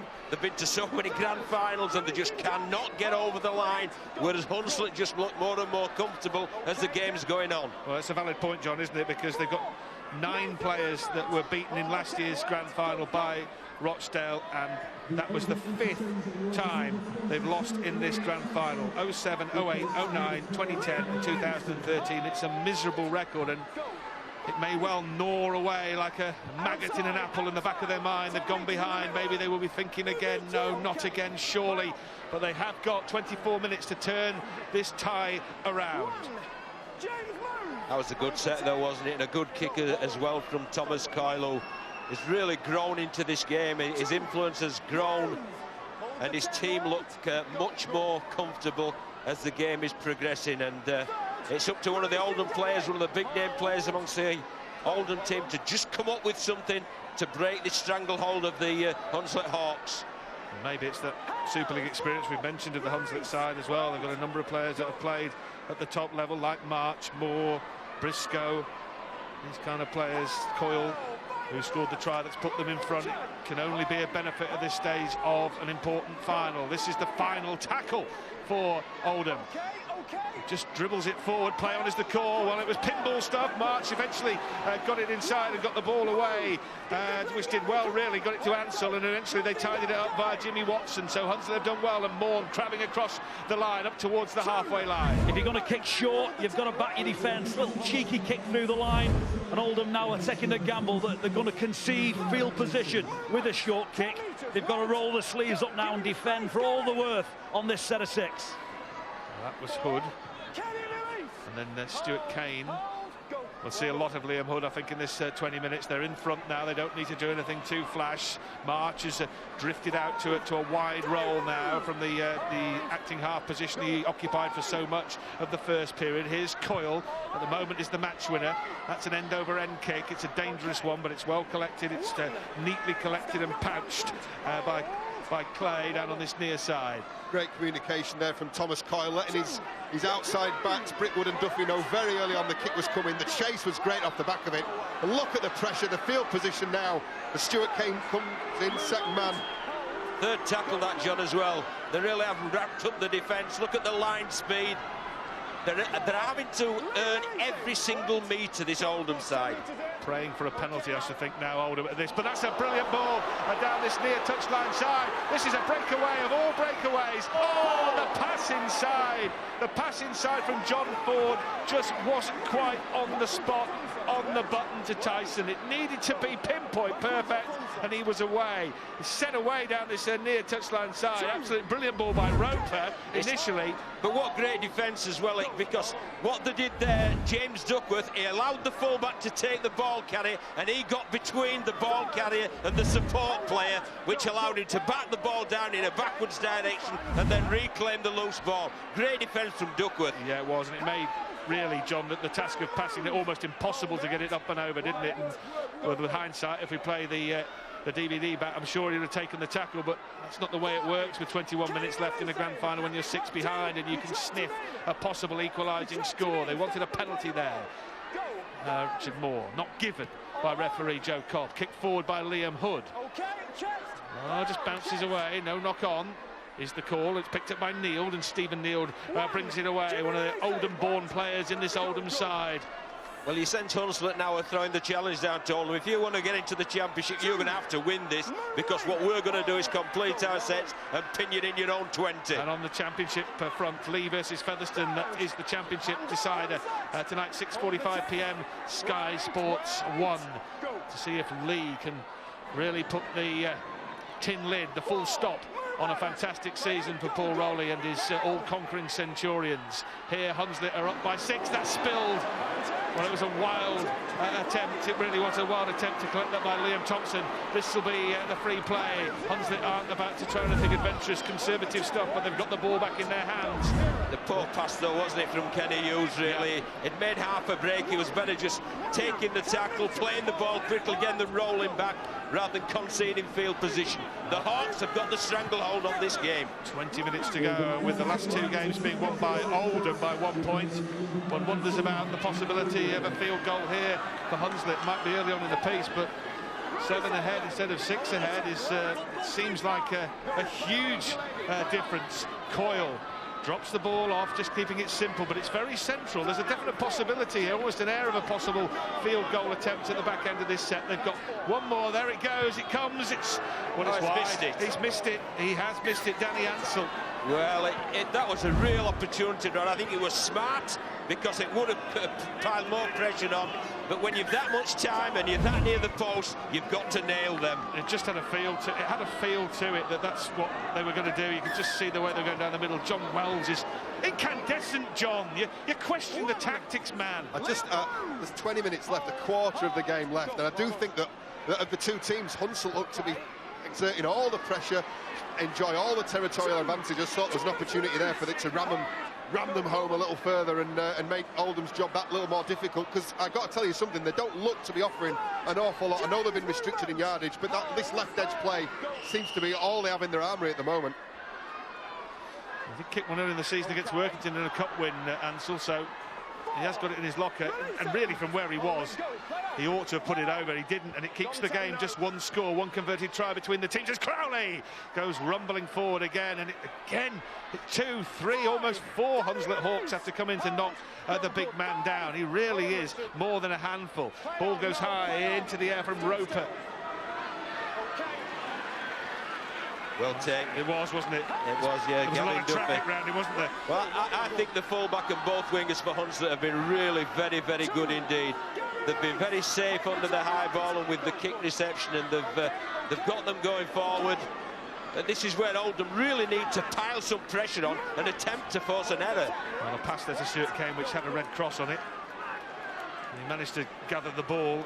He must have thought, thanks very much for that, as it was in flight. Haley. Michael Haley again, now Liam Hood. Now Hunslet's job to get away from their own try line, and they haven't gone very far in 5 tackles, have they? About 20 metres, as Kane again gets his hands on the ball. The man who just missed the drop goal, Danny Ansell, boots it long.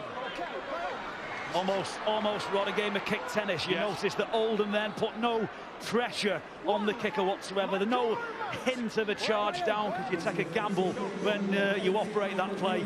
I think quite safe to defend that set of 6 and trust their own back 3, the wingers and fullbacks, to bring the ball back with a little bit of interest. Richard Moore comes in on the tackle for the Hunslet Hawks. Yeah, as Paul said, it has got that air of it. It's going to be tit-for-tat stuff. Who's going to make a mistake near their own line, or is someone going to produce some real magic, pull a rabbit out of the hat late on in this game? And that, well, play on. Well, 6 and 2 threes Was it impeded? Was it a knock-on at the play of the ball? No, we'll just carry on. Ball goes in the air. Again, it's well taken. I tell you what, you're right, John. They're doing some superb work, that back three, and Duffy is doing some excellent work back there, but not this time. Oh, he's got it back again. Well, pinball stuff. He got ripped out of his hands, and then suddenly it arrived back in them again. I tell you, the kick reception itself is a discrete skill, but it's what he does in the split second after he receives the ball. If we get to see a replay of this, you'll see for the second time when he receives the ball, a lovely little quick fire step that takes the sting out of that first Russian defender. 2 occasions now, very, very valuable for his team. Oh, Scott Naylor was disgusted. He'll be happy now. He'll be delighted after that.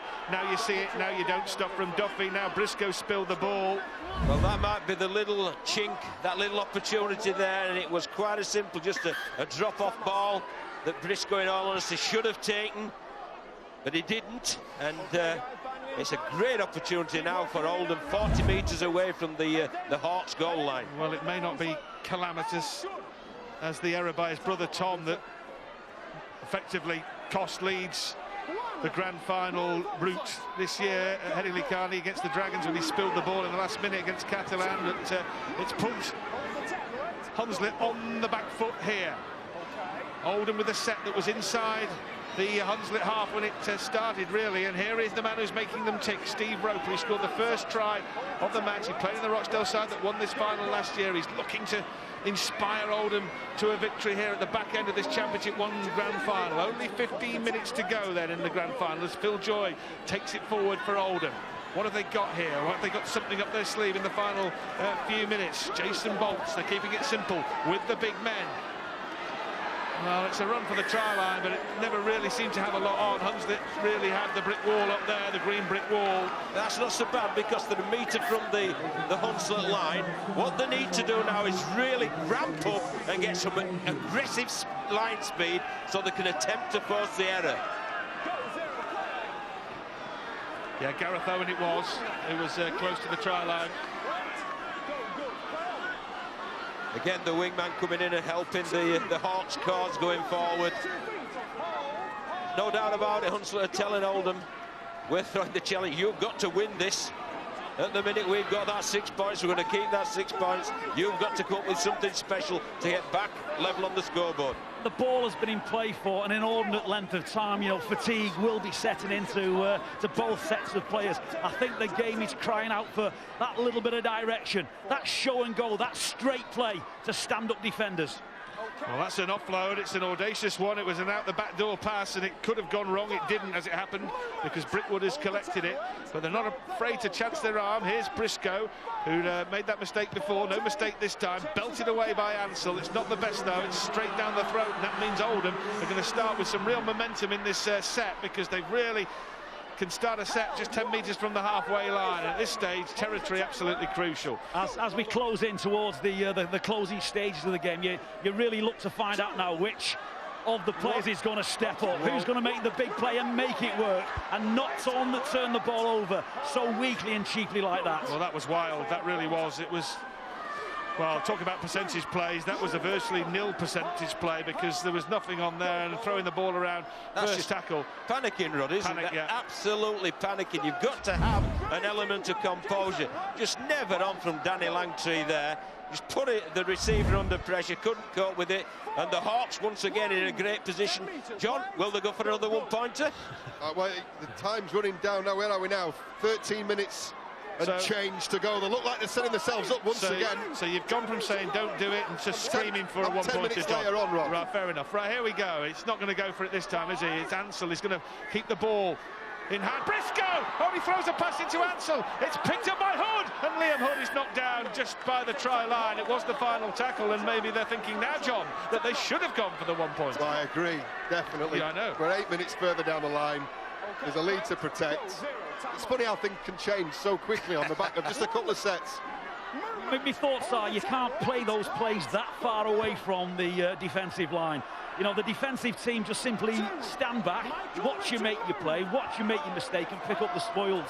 If you want to make a change, you want to make a dent into this game, straighten up, step off that outside foot, go right back onto an inside shoulder and have support pouring through on the inside. It'll break this game. Well, Hunslet, one of the great old names, as indeed Oldham are of rugby league. Hunslet 4 times champions, but not for well over half a century. The last time back in the 1950s, and looking to get back into the second tier of English rugby league, where they were last season before their relegation from the championship. Oldham haven't been in the second tier since back in 2006. This one splits the back two. Good kick Watson, from Palfrey. It was, yeah. Watson, though, is very sound at the back. Oh, what are you doing, throwing the ball round there? Well, that really was high-risk stuff, and James Duckworth, in the end, has kept hold of the ball. But if you were Barry Eaton, you'd be going, what is going on out there? You would. What is going? That's a brilliant slip catch over the other side of Headingley, isn't it? I mean, that would have been applauded from the rafters had that been over the other side of the football stand on the cricket pitch. I think it's fatigue, John. I think it's fatigue. The ball's been in play for a long period of time. There's not many natural breaks in the game, and you can see the guys are getting very tired. Well, what David March is exactly what Hunslet need to do, and that's what Liam Hunt's done. That's what he's doing. Hood has gone through, and Watson's in support this time. Could have given it to Watson, should have given it to Watson. They've still got the ball. It's the final tackle. Oldham have slowed the play the ball down. That's very effective, and it's legal, says referee Joe. What's going on here? Richard Moore is trying to drop a goal. Well, that is a sight for sore eyes. Big Richard Moore, the veteran prop forward, the 32-year-old veteran of many a Super League battle, trying a left-footed drop goal. It wasn't quite Andrew Johns at his best, was it? Well, I don't know whether anyone's employing any lip readers in this game, but you should have seen the face and the demeanour then from Thomas Coyle. Left edge, he had acres in which to make a play, and the prop forward tried a drop goal. Well, on a ground where we've seen Kevin Sinfield stroke them over, Danny Maguire sweetly strike them. We saw Richard Moore have a hack like he was deep in the rough at St Andrews. What was that all about? I don't know, Rob. Dear, oh dear, John. Under no circumstances should he have had a licence to do that. I agree with Paul completely. The break from Liam Hood, set up by David March, led to all the Oldham defensive three-quarters sucking in towards the play of the ball. A golden opportunity, and they were not able to exploit. Oh! At the other end, Roper's bomb has produced an error from Gavin Duffy. He hasn't made many mistakes, but he has made one there. He has made a gargantuan blunder. Well, they've stuck with this, haven't they? Bombing that left side, and there's a good chase, but it's my word. It's the first error he's made. He's had a very, very good game. He's been very brave after that early injury, but that's given Oldham a heck of a chance. Oh, and he knows it. And he knows it. Well, I would like to say, I think the Oldham chasers were offside on the outside there, and within the 10 when he dropped the ball, so got away with one there. They have. What price extra time, Rod? We're now 9.5 minutes away from the full-time whistle. Oldham in a superb position. George Tyson, he's out wide. He's simply been all over the field. He's been in the middle. He's also on that left edge. He can cause some damage with clear ball and a clear pass from Stephen Roper. Oh, extra time, very much a possible outcome, but of course they would need a converted try. Well, they may well get them here. Well, that's very close to the try, spilled over the line. It's over the line from Owen. Gareth Owen had got right to the try, and they're screaming at the referee to go to the screen. He isn't, well, I think he's going to be persuaded. Well, we haven't got a captain's challenge, but that might well have been one that we've seen there, that you're not, well, he was screaming for it, and that really, I think he was going to blow that as the ball that had gone dead, and it should have been a 20-metre restart, but he was persuaded by the Oldham players to have a look, wasn't he, Stuart? Well, it looked like he was. It looked like he was fairly confident in his decision that he lost the ball. And he's right, isn't he? He can clearly see it. And I would suggest perhaps the next action will be to take some action against that player that came running into him like that. He's confident enough to make his own decision.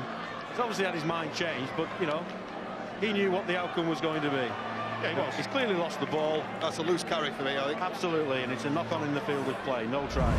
Well, I think, sure, that's, you know, I think Joe Cobb's done really well today, but that's just a bit of inexperience. An experienced referee would have said, just go away, you silly boy. I've seen what happens. Oh, no, well, he's doing it, to be fair. And he doesn't need to be harangued, did he, by half the Oldham team? That's what he's going to say. Let me come no attention to that. Let me do the referee contact. Yeah, he's done well there, hasn't he, Stuart? He's done very well. He has. The player needed to be spoken to. You can't come approaching the referee like that. No, in the stage that we're at in the game, he's actually done the right thing there. That's his view. He's right on top of it. Just stick with it. 9 minutes left, and the tension is getting higher. The pressure is getting higher. The frustration is getting higher if you're an Oldham player, because they trail by 6. They had half a chance there as Owen got within inches of the try line but couldn't ground the ball over the try line. But there's still 8.5 minutes left. Yeah, they've got to be confident enough, Rob, that they'll get another chance of Oldham. And Hunslet have got to be confident enough to get to the other end and nail it with John Wells's drop goal. Yeah, well, not Richard Moore's drop goal, surely. Remarkable scenes at Headingley as Phil Joy comes rampaging forward for the Hunslet Hawks. A man who has a degree in maths and economics. You don't need a degree in maths to work out that there's a converted try between the teams at the moment. And Oldham are on the wrong end of the scoreboard, and every second is a friend to Hunslet now as the clock ticks down. Only 8 minutes are left now as Crowley gets his hand on the ball, and Tyson comes in on this left-hand side, and he's squirmed and broken free out of a couple of tackles. He can't get away from Jimmy Watson, though, who cuts him down 30 metres out. Well, Paul Cullen's called it. This guy needs early ball because he is a massive threat down this left side. He certainly is. Palfrey. Well, he's down. Tyson as well. He's hurt his knee as well. Was a massive threat. Yeah, he's in trouble, and that's not nice to see at all. But he has got a major problem, and from the signal, he thinks his day may well be done as well. That's a real blow. 4th tackle is called. 2 left in this sequence. They're knocking on the door. Can they find the right answer once more here as Ward comes charging forward? Last tackle here. Is this where the scores are tied once more? Well, can he get the ball over the try line here? He can. Can he? Lantry. Danny Lantry can. Lantry has scored. He's got the ball down. Somehow, initially, it seemed impossible they could get through those challenges. But not only did he did that, he got the ball down too. And now they're just a goal kick away from a level game. Well, it just shows, doesn't it, what can happen when you really run hard and run with determination. And it's come from the right side, second row. It's popped up on an inside ball from Lewis Palfrey. Well, see, it's a great run from Tyson. Really is a threat, and although injured with that gained the field position for this inside ball from Palfrey. Took it at the line, and my word, the determination is there from the second row Lancey, and over it goes. Referee Joe Cobb perfectly positioned to signal the try. And if ever there was a try, there was a reward for determination, effort. That's one. Well done, Danny Lancey. It's all on the goal kick. If you want to find some weak spots in any defensive line, the idea is go at them with direction and with purpose. Turn the ball back on the inside, it goes against the grain of the play, and you're always going to catch a player sliding across the defensive line. That doesn't excuse some of the poor defensive efforts there we saw from a number of the Hunslet Hawks players, but you can't take anything away from that determination and that effort to produce a fantastic and so important score. Steve Roper all on this to level this match up. It's one he could kick in his sleep, but even at this stage the unmissable becomes missable, but he hasn't missed. And it's all square at 16 apiece. Scott Naylor enjoyed that. The Oldham boss. Tremendous work, wasn't it, from Palfrey there? Just overworked, and Richie Moore's covering on the inside, couldn't go with the solid contact. Been on the field for the full 80, and over it goes Danny Lancey. What a vital try, and I think they're quite pleased. My goodness, the game level again for the 3rd time in this match. It's level at 6 each, it was level at 10 apiece, and now it's level at 16 all. The difference this time is that there are only 5.5 minutes for Barry Eaton and his opposite number, Scott Naylor, to endure before we go into extra time if we can't find a winner. Well, the game now becomes, as the referee insists that a player clears some blood from the face. Now a challenge for field position to present the drop goal, or if your halfbacks are getting really smart, when they condense in the middle of the field, the defenders, to prevent the drop goal, you look up, you play your numbers on the edge. I'll tell you what, Paul, that sitter that Danny Ansell missed around about 60 minutes, it might well come back to bite them, because really he should have nailed that. He didn't nail that. We felt it may well have been early, but as circumstances have unfolded, as the situation unfolded, it wasn't too early. and it would have been the right play. But all on, 6 minutes to go. Well, all on, and the shirt's coming off as well.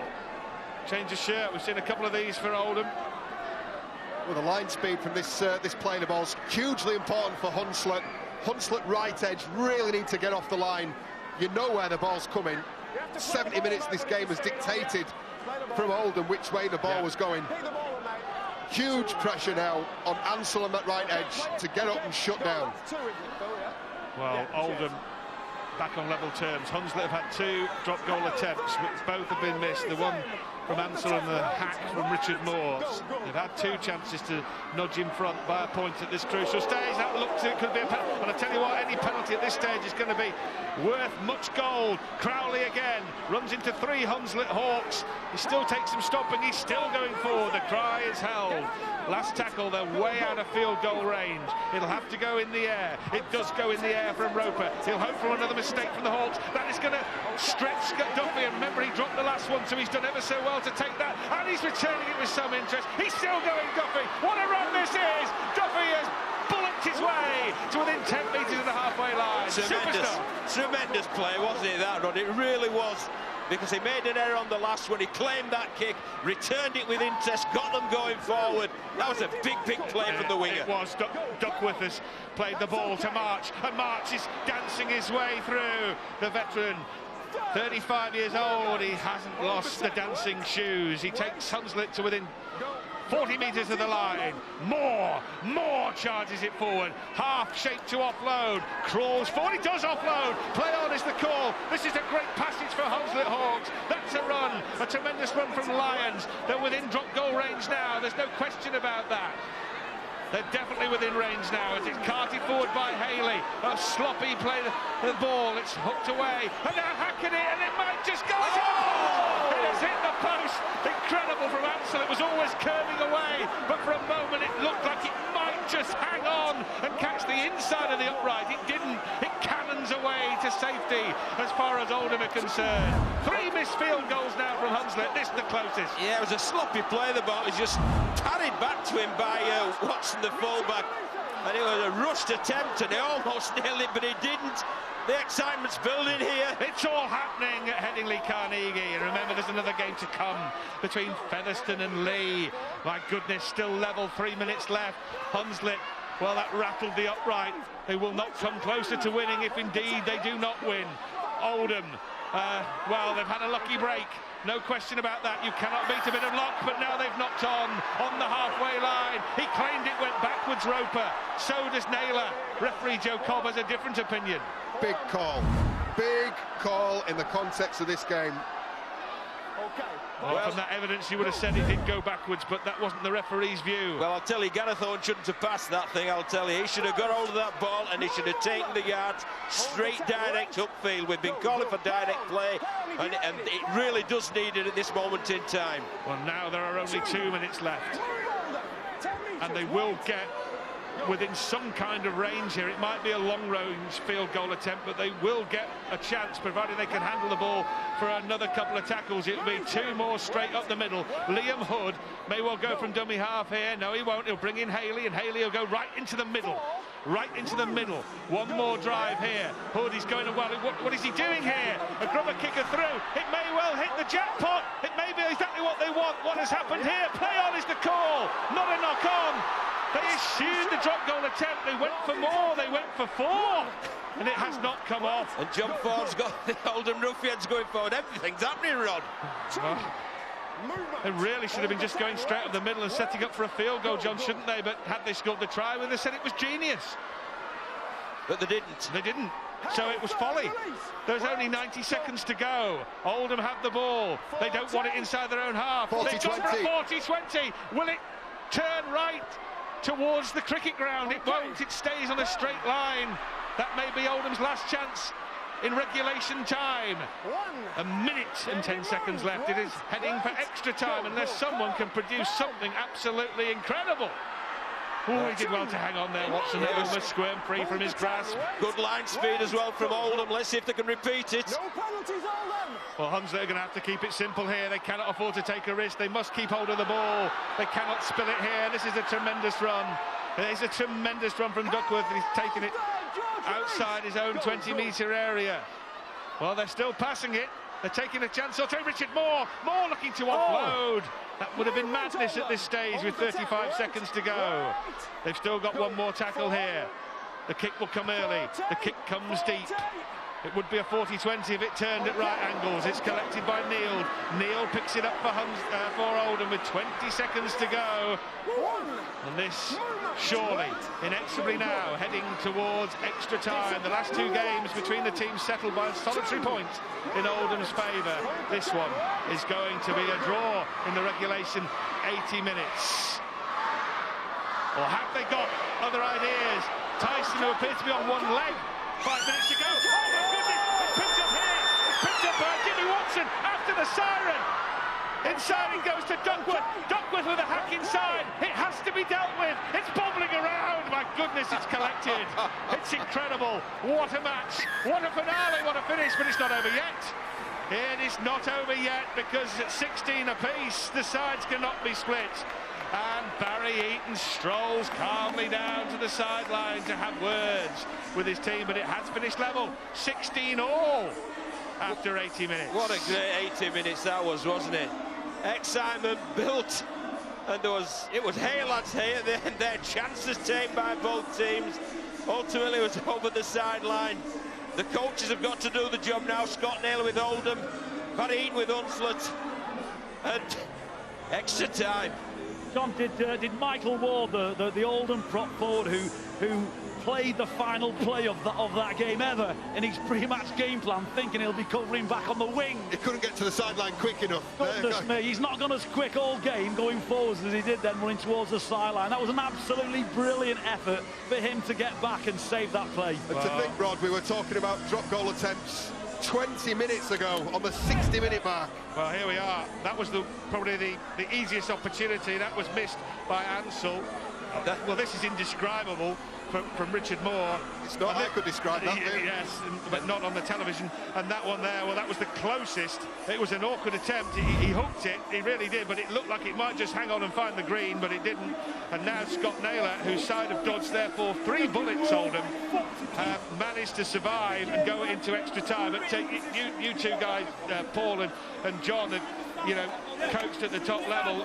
What do you do now? Because it's a situation that you thought may happen, but probably you haven't prepared that solidly for telling them what to do in extra time. They will have prepared for this, believe you me. They've gone round in their head that scenario. What they'll be telling their players, just play it normally. Just play for field position, and either a drop goal attempt or a try scoring opportunity will come up. But if you start taking pots and drop goal from 40, 50 metres, that just will disintegrate. There'll be no structure again. Play for field position, wait for the opportunity, be patient, be composed. You've had it before at Wakefield, haven't you, I think? We had it twice last year with Batley when they got to the grand final. Bet Leon at Golden Point and Bet Featherstone Golden Point. And that's the message that wants to be going on out there. I don't know whether either side now has that type of player, John, that can break away from that type of regime. This is completion, it's kick, it's chase, it's force and error.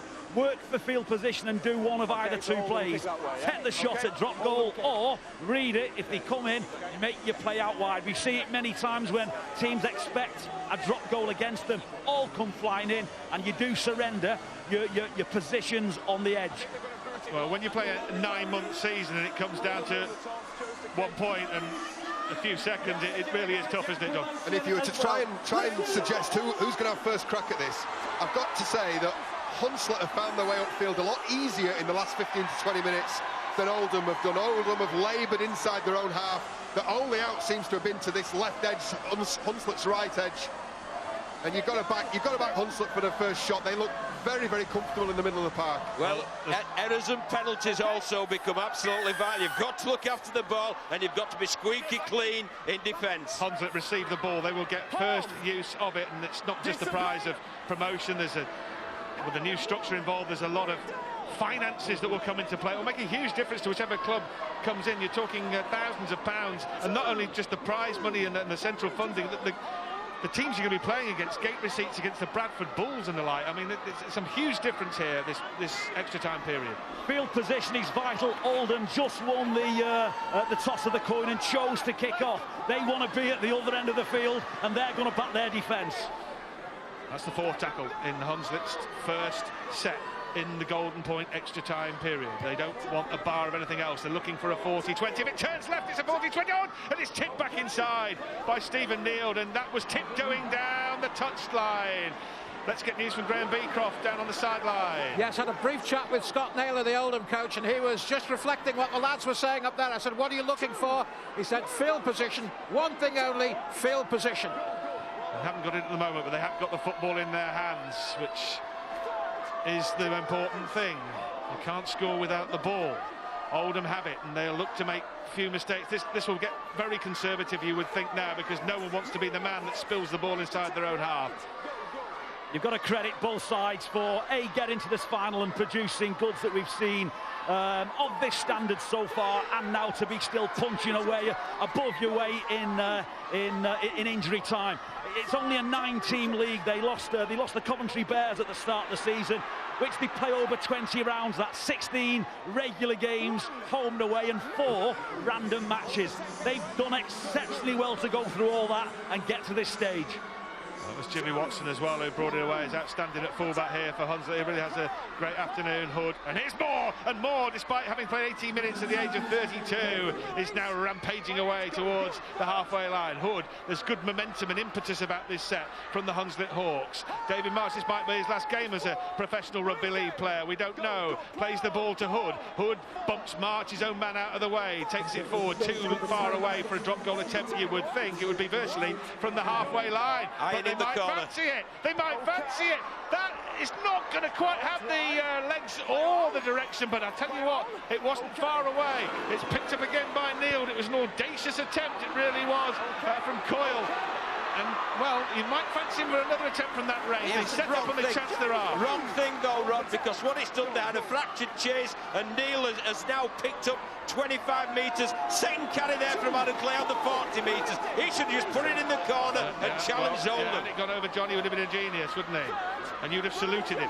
But he didn't. Credit to the Hunslet line, though. They seem to have re-established connection with one another. Oh, and he looked to offload in the tackle. It is the 4th tackle. They could get a shot here. Oldham, they really could. And now we're looking at Palfrey just dropping a ball off inside to create a little bit of space. Palfrey dropping back.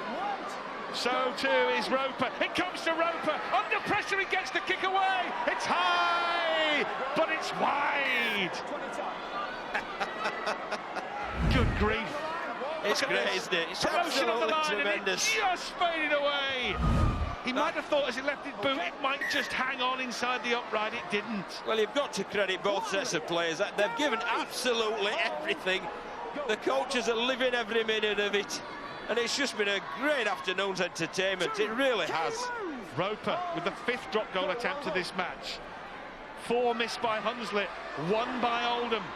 Will it be settled by a field goal? Was someone going to produce a bit of magic and a try as the defending team anticipates the drop goal as Moore? Well, he is like just a runaway truck with no brakes. He just keeps going forward. Hood from that quick play, the ball from Moore, and the dancing feet of Liam Hood. Hood is the way, but he keeps hold of the football. He had Jimmy Watson inside. It's the last tackle. Back is Coyle. Back is Ansell. It comes to Ansell. He's under pressure. Coyle drops the goal. Coyle drops the goal that sends Hunslet Hawks into the championship for 2015. Oldham suffer the devastation of defeat in the Championship 1 Grand Final for a 6th consecutive time. And Hunslet in Golden Point had the golden field goal from Coyle, from Thomas Coyle, and he has sent Hunslet into the championship. Incredible. Well, at some stage, somebody's going to miss a tackle. There's so many tired players out there, and it was Liam Hood that picked the ball up, used his footwork, made the break, and what composure from Coyle. I mean, they worked really hard to close Ansell down, then he just plopped the ball out to Coyle, who was in a secondary position, and my word, just watch the technique here. It strikes it so clean and straight through the H's, and that takes the Hunslet Hawks and Barry Eaton and Darren Williams and all the club into the championship. You can trace that drop goal, that single point, the match-winning point, right the way back to the effort from Richard Moore. in his own 30-metre area. Quick play the ball. Liam Hood took off. And I've got to say, poor lad George Tyson, the tackle of the game in bringing down Liam Hood, only to see the ball sail over his head with nothing he could do about it, and securing Hunslet not only the win but promotion. It needed something extra special to win this game. Brilliant effort from both sets of players, and Thomas Cole has done, I'll reiterate something I said earlier on, he has done remarkably well to get himself back onto a rugby league field with that horrific injury he suffered a number of years ago at the Widnes Vikings. And not only that, he was hit late in a challenge in the latter stages of that second half, and he was fell to the floor. He's done remarkably well to get back on his feet and win the match. Incredible scenes. Thomas Coyle, who was at Oldham 5 years ago, has bitten the hand that used to feed him and sent Hunslet into the championship. He scored a try as well and kicked the winning field goal, and he's with Graham Beecroft. Well, Thomas, you look shattered. You're the man of the match. Your nerves must have gone and everything else. What a game that was. Yeah, absolutely brilliant. This is what we worked for all year, them that long nights in November and that night, and getting home at like 9 o'clock and stuff. This is what we play for, stuff like this, so brilliant. And obviously it was all about field position in that extra time that was coming up, and a great drop goal in the end. You had so many attempts, it looked as though you were never going to get one. I know, it was great stuff by Uddy though to get us in position like we did. I thought we messed it up, but Danny Ansell kept his calm for me, and luckily dropped the goal. Such a tight game. I suppose you expected that, because they've been tight games all the way through with Oldham. Yeah, it's been really tight with these. I think they beat us twice, and we beat them once, and they beat us in the playoff. They battered us last time, so it's good effort by the boys anyway, great effort. What will Championship football mean to you next season? It means everything. We want to be playing at the highest level we can part time, so that's what it's going to be, and then just try and play as hard as we can every week next year. Thanks very much for joining us. Let's hear from the coach, shall we? Barry Eaton comes in and joins us now. Barry, many congratulations. Your nerves must have been going through the ringer there. Yeah, crikey. What an advert for the game, what an advert for the sport. Yeah, it had absolutely everything into that game, and yeah, the boys, wow, showed some composure at the end there, and Liam Hood made some inroads for us, and Coyley slotted it over sweetly, so yeah, we're absolutely made up. You were down at half-time, but you've been down before at half-time in important matches, and that inner confidence that the sort of run you've had this season must have brought itself through in that second half. Well, this team's got some resilience, and you know, I'm proud of them because they believe in the way I want to play. We had some chances that first half, didn't take them, probably spilled a little bit too much ball, trying to force passes, but we asked a lot of questions of Oldham's defence. Proud of the boys, they stuck to it. You've had plenty of experience come in from Super League as well. Was that important in this game, do you feel? Well, we've lost a lot of players. We've got about 6 players sat in the stand that are injured that probably would have been in the 17 5 or 6 weeks ago, so it was absolutely vital that we you know, could recruit and bring people in before deadline. I know you're talking about people like Richard Moore, and yeah, he's done 80 however minutes today with the extra time out there, and yeah, he's been great for us. Championship football next season for you. You've got Bradford, you've got some very good local derbies as well, which should bring some money in. Well, we're certainly going to enjoy the fact that we've earned that right, that's for sure. I'm so proud of the players, I'm so proud of the supporters, I'm really proud for the directors. We are a supporter-based ownership of Hunslet Hawks. We've got a group of directors that are basically just fans, and they put, you know, millions and millions of hours in, week out, and yeah, I'm really pleased for them. Well done, Barry. Enjoy the night. Thank you very much indeed. Right, let's turn now to the opposing coach. Well, it was so near, but so far. Yeah, I'm getting sick of this, to be honest with you. Congratulations to them. On the day, they were a better team. We made too many mistakes, we too much field position away, and I think in the end, we just ran out of juice. Liam Hood had a brilliant game, and he was just too tight in the middle, and he just caught us on the back foot too much, giving him field position, which, you know, at the end is that's how you win with a 1-point rugby, is field position. Yeah, I know you were worried about that at half-time. You said, I'm worried we might just run out of juice, the effort we had to put in the first half, and yet you came strongly at the end of the 80, really. It was perhaps just that little bit extra in extra time. What I've got is I've got a bunch of lads that they give 100%. If we just a little bit smarter with the ball and we'd had better field position, I would have been confident, but I always thought at the end of the game we would be massively fatigued, and to come back and score the last try to get us to 60 in all, I thought was huge for us mentally. But the 1 point game is field position, and we only really got there once. They had 3 goes at it, we had 1 go at it, and I suppose in the end that's what mattered. I know you'll be massively disappointed now, and this question will seem a bit of an odd one, but just very briefly, you've built well. Will you continue to stay and continue to build? Yeah, we've got to carry on trying. We've got beaten 2 grand finals under my management, and we'll carry on trying to get in the next grand final, and eventually it'll turn. It will, I'm sure. Thanks for joining us. Thanks very much indeed. Well, today saw Oldham enter a record 6th, a record-extending 6th grand final. They've lost all 6. There is man of the match. Thomas Coyle scored the winning drop goal, and Terry, you got an interesting tale. You bumped into him during the week. Yeah, he was getting set for this big game. He was going down the road. He'd just finished work, going to pick up some milk, and saying he couldn't wait to be playing in this big game. He fancied the chances. He showed a lot of talent at a young age, Thomas. He's there's a lot of leadership qualities that he's got, and he come through the system at Wigan, and everyone thought he was going to go on to the next, to the big thing, and be playing in first team at Wigan. He's come to Hunslet, and he's won the game for them. He set up a try, scored a try. He's a half-back who goes at the line. Whether he plays half-back, whether he plays 9, he's a very intelligent player, Brian. As we see the vanquished Oldham side come up to collect their runners-up medals, I'm sure there'll be of little consolation to the guys, but they played their part in an absolute classic here on Sky Sports. And in the build-up to that Thomas Coyle drop goal, Barry, an important contribution from a player that you helped bring through here at Leeds in Liam Hood. Well, Hood is a player that recognises when something's on, and I thought he worked really well. It was a good master stroke by Barry Eaton to start with David Marks, the experienced hooker, and then bring Liam Hood, but he works well with Richard Moore. Richard Moore had some massive contributions, but I think we can't underestimate the effort that Oldham have put in. They look dejected, very disappointed. He's for the club, for the town. It's 6 finals that they've been in and not come away with anything. They gave absolutely everything. That, isn't it? It's hard. It's worth reiterating, the prize here today is not just the title, it is those games the guys referred to next year against the Bradford Bulls, the London Broncos, Featherstone, Halifax, Dewsbury, Batley. All big money-spinning games to this club, Hunslet Hawks, who are resurrected, as Barry Eaton said, by a group of fans, and the players, well, they did them proud with this 1 point victory. The last 2 times they've beaten Oldham, they've been on the receiving end of a 1 point defeat. Well, they've turned the tables on the biggest possible occasion. David Marsh coming up to get the trophy presented by the RFL President Andrew Farrow and the Managing Director of Kingston Press Cider, Gordon John Cox.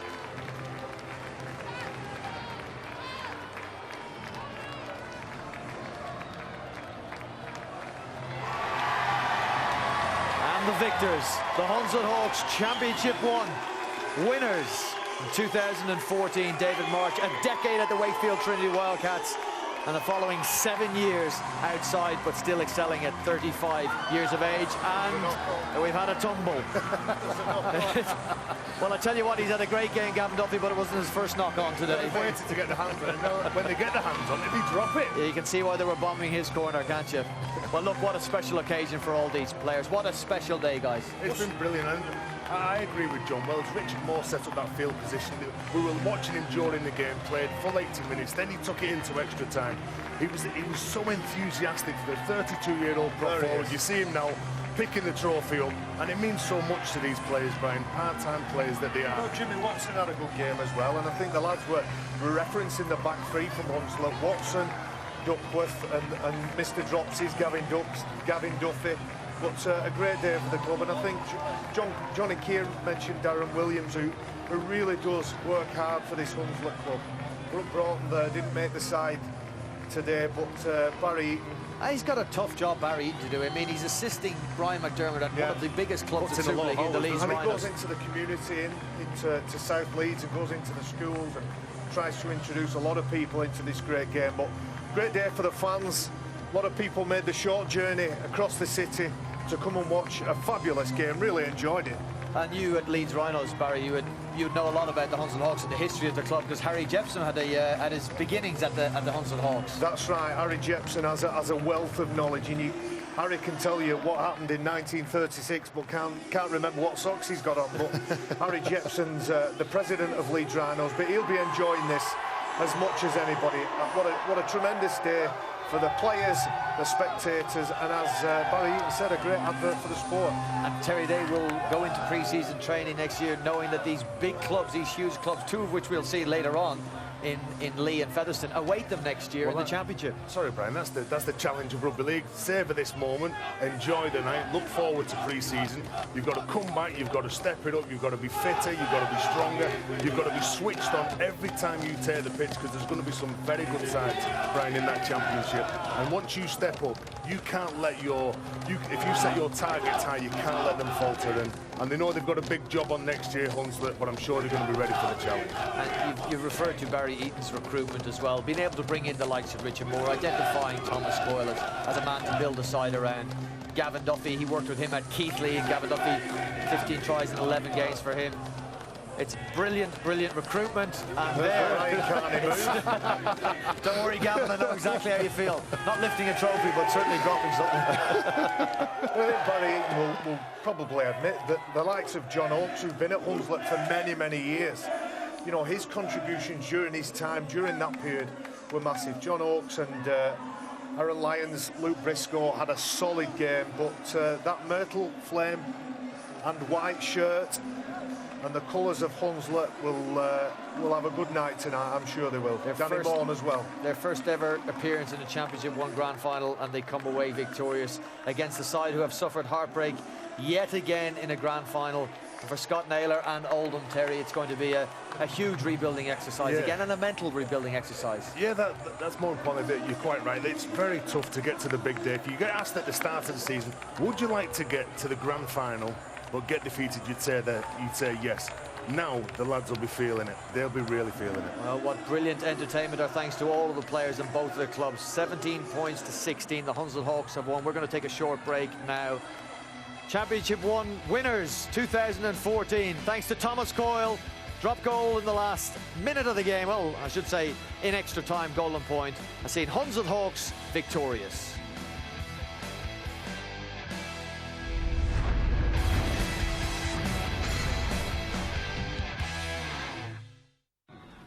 Looks like a job for the old magic sponge.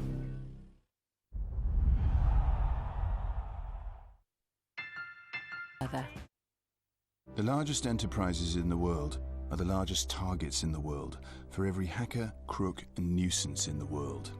But systems policed by HP's cybersecurity team are constantly monitored for threats, outside and in. That's why HP reports and helps neutralize more intrusions than anyone else in the world. If HP's security solutions can help keep the world's largest organizations safe, they can keep yours safe too. Make it matter.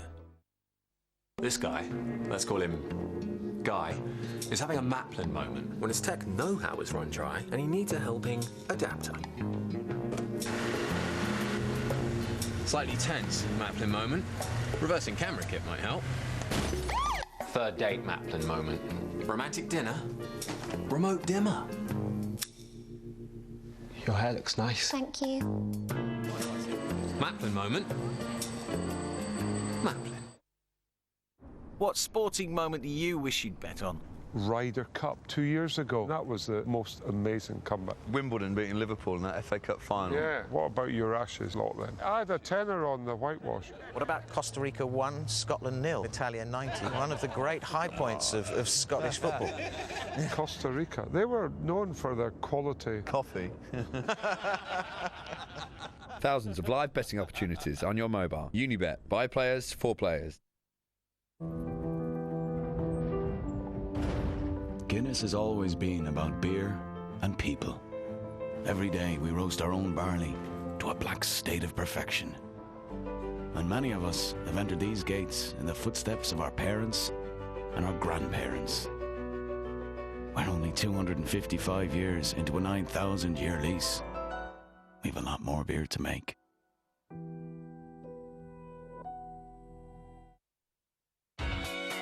Last year, Money Supermarket saved Britons an estimated £40 million on their annual energy bills. Graham switched, and now he feels electric.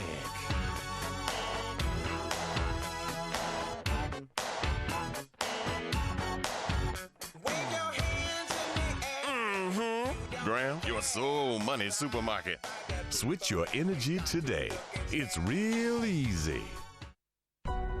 So, Henry Morgan, what's your story? My life is just like yours. Except for one difference. It never ends. I think it's safe to say that I've yet to figure out what the point of life is. Everything you are, everything you've learned is for something bigger.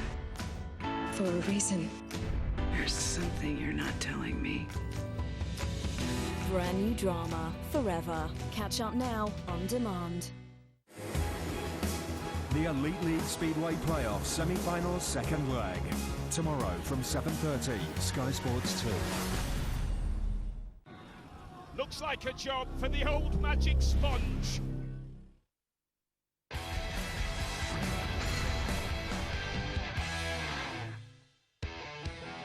The 2014 Kingston Press Championship 1 has been won by the Hunslet Hawks in dramatic fashion.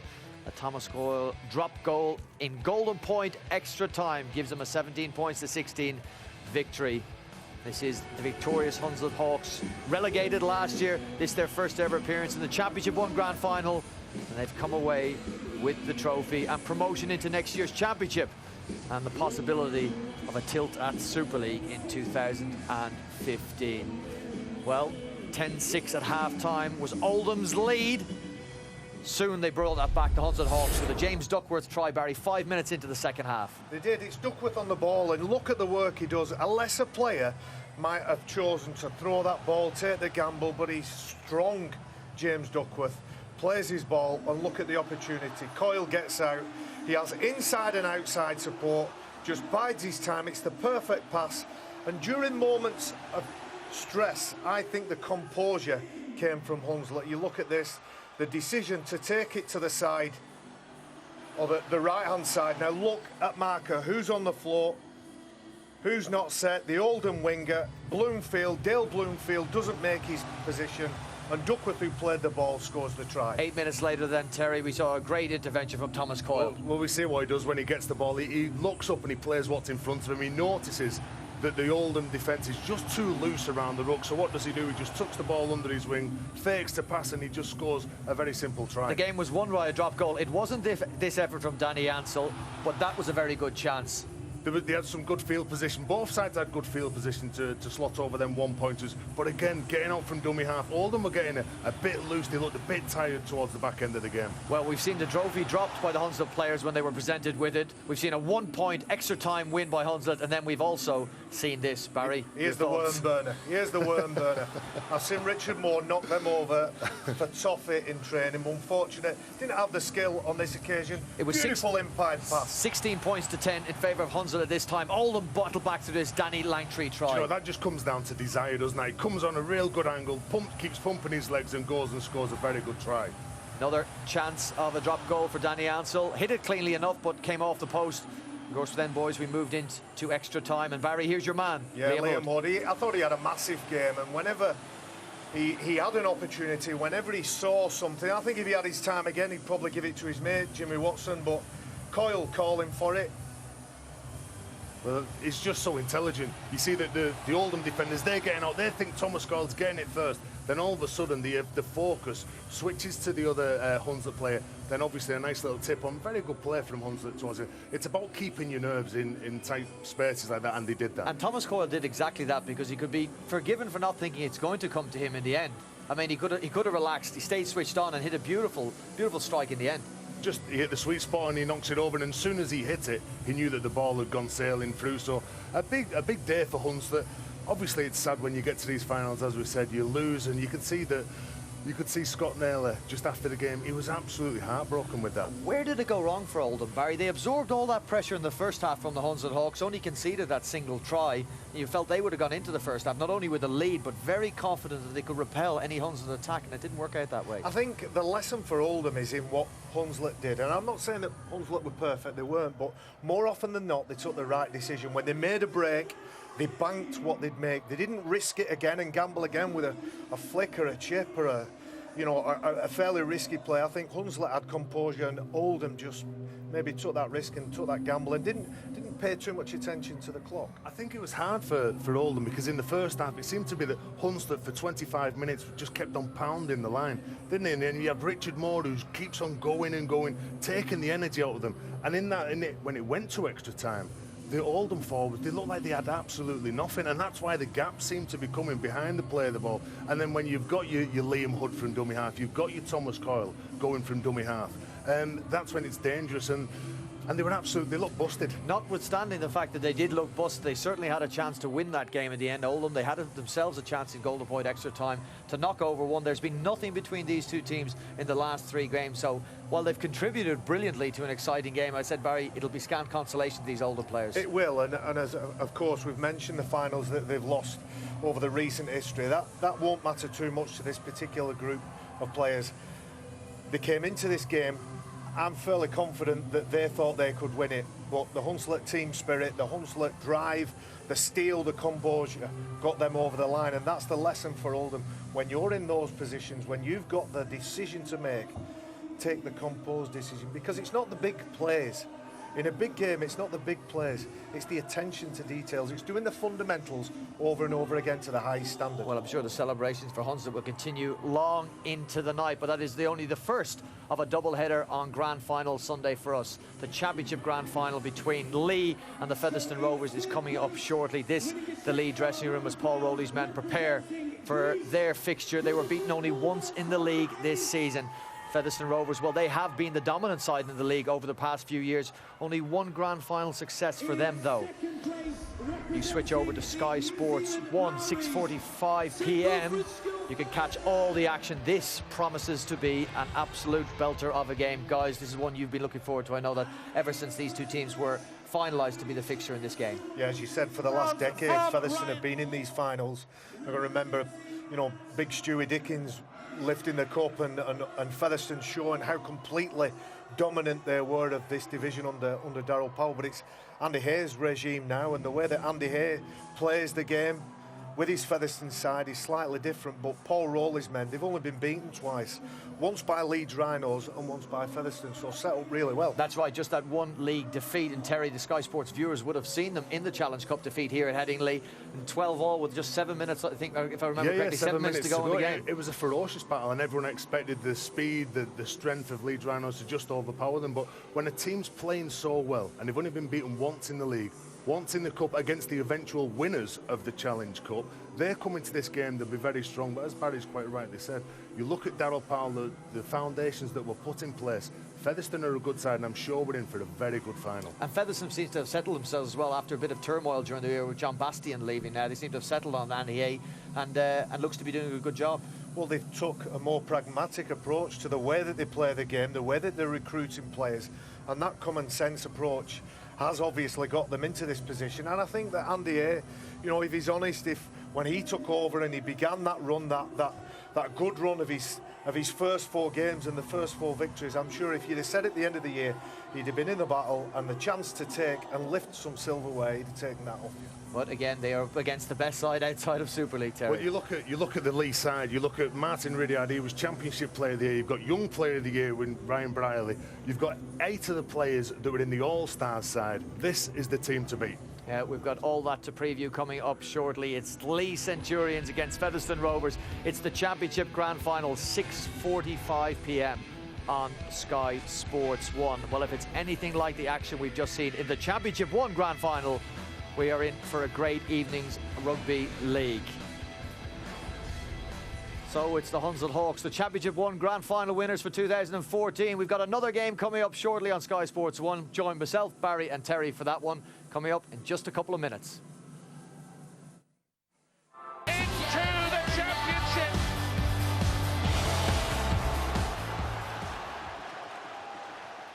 Enjoy Sky Sports Live. On all screens, on the go, and the best bits on demand. Last tackle. He's looking for the crossfield kick.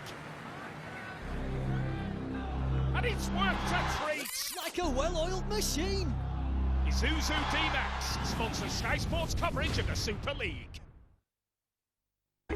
If you were making a healthcare company, what would it be like? I would have a super doctor who would zap people better. There will be somewhere for Gran to live where she can do her gardening with her friends. The Tooth Fairy would live there and look after everyone's teeth. At Bupa, we have no shareholders. Our priority is looking after you through our care homes, health insurance, home healthcare, health centres and dental centres. Bupa, our focus is your health. There's never been a better time to check out BT Infinity. It's free for 6 months, then £15 a month. It's fibre optic, which means you can make the most of our powerful super-fast broadband speeds. It's so good that 9 out of 10 customers would recommend it. Our new package is all yours, free for 6 months. Yes, free, then £15 a month. Make the right choice. BT Infinity. Call now on 0800 080 060. Farms, worth getting up early for.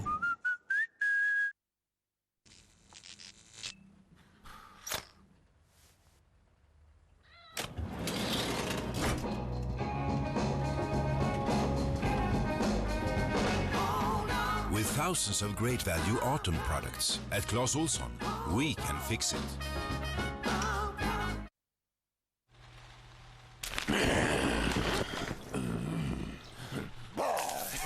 Life insurance can be a bit of a nightmare.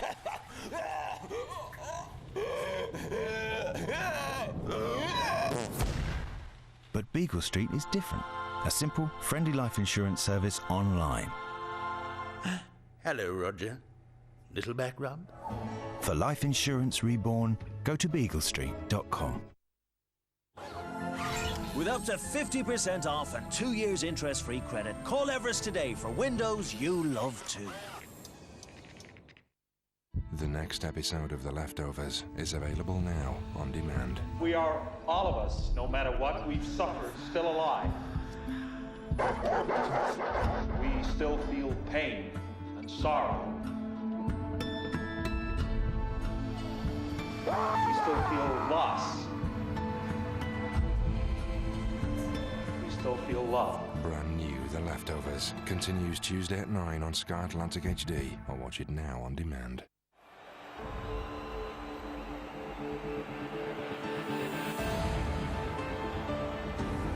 You're watching Sky Sports 3, your home of football.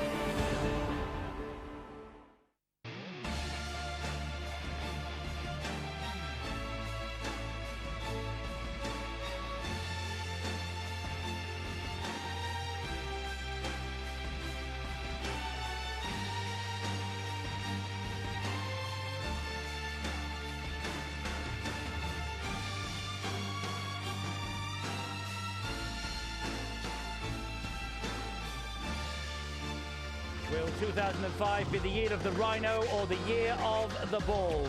Old Trafford hosts a repeat of last year's grand final. A perfect night for a perfect game. And that's the trophy that is on offer to Leeds and Bradford here. The ground packed to capacity, and no wonder. Two great sides are about to produce one of the occasions of the year.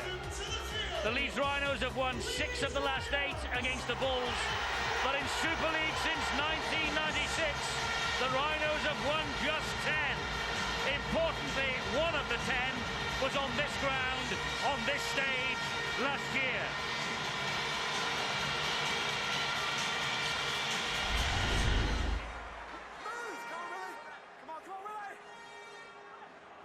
Here is Jamie Peacock. He's so important to Bradford, Peacock. They would be reluctant to take him off the field, even though he might have a problem. This is Paul Deacon again, and now it's Morley. Oh, and Barry McDermott high on Adrian Morley. The first points of the grand final. Deacon, man of the match here in 2002.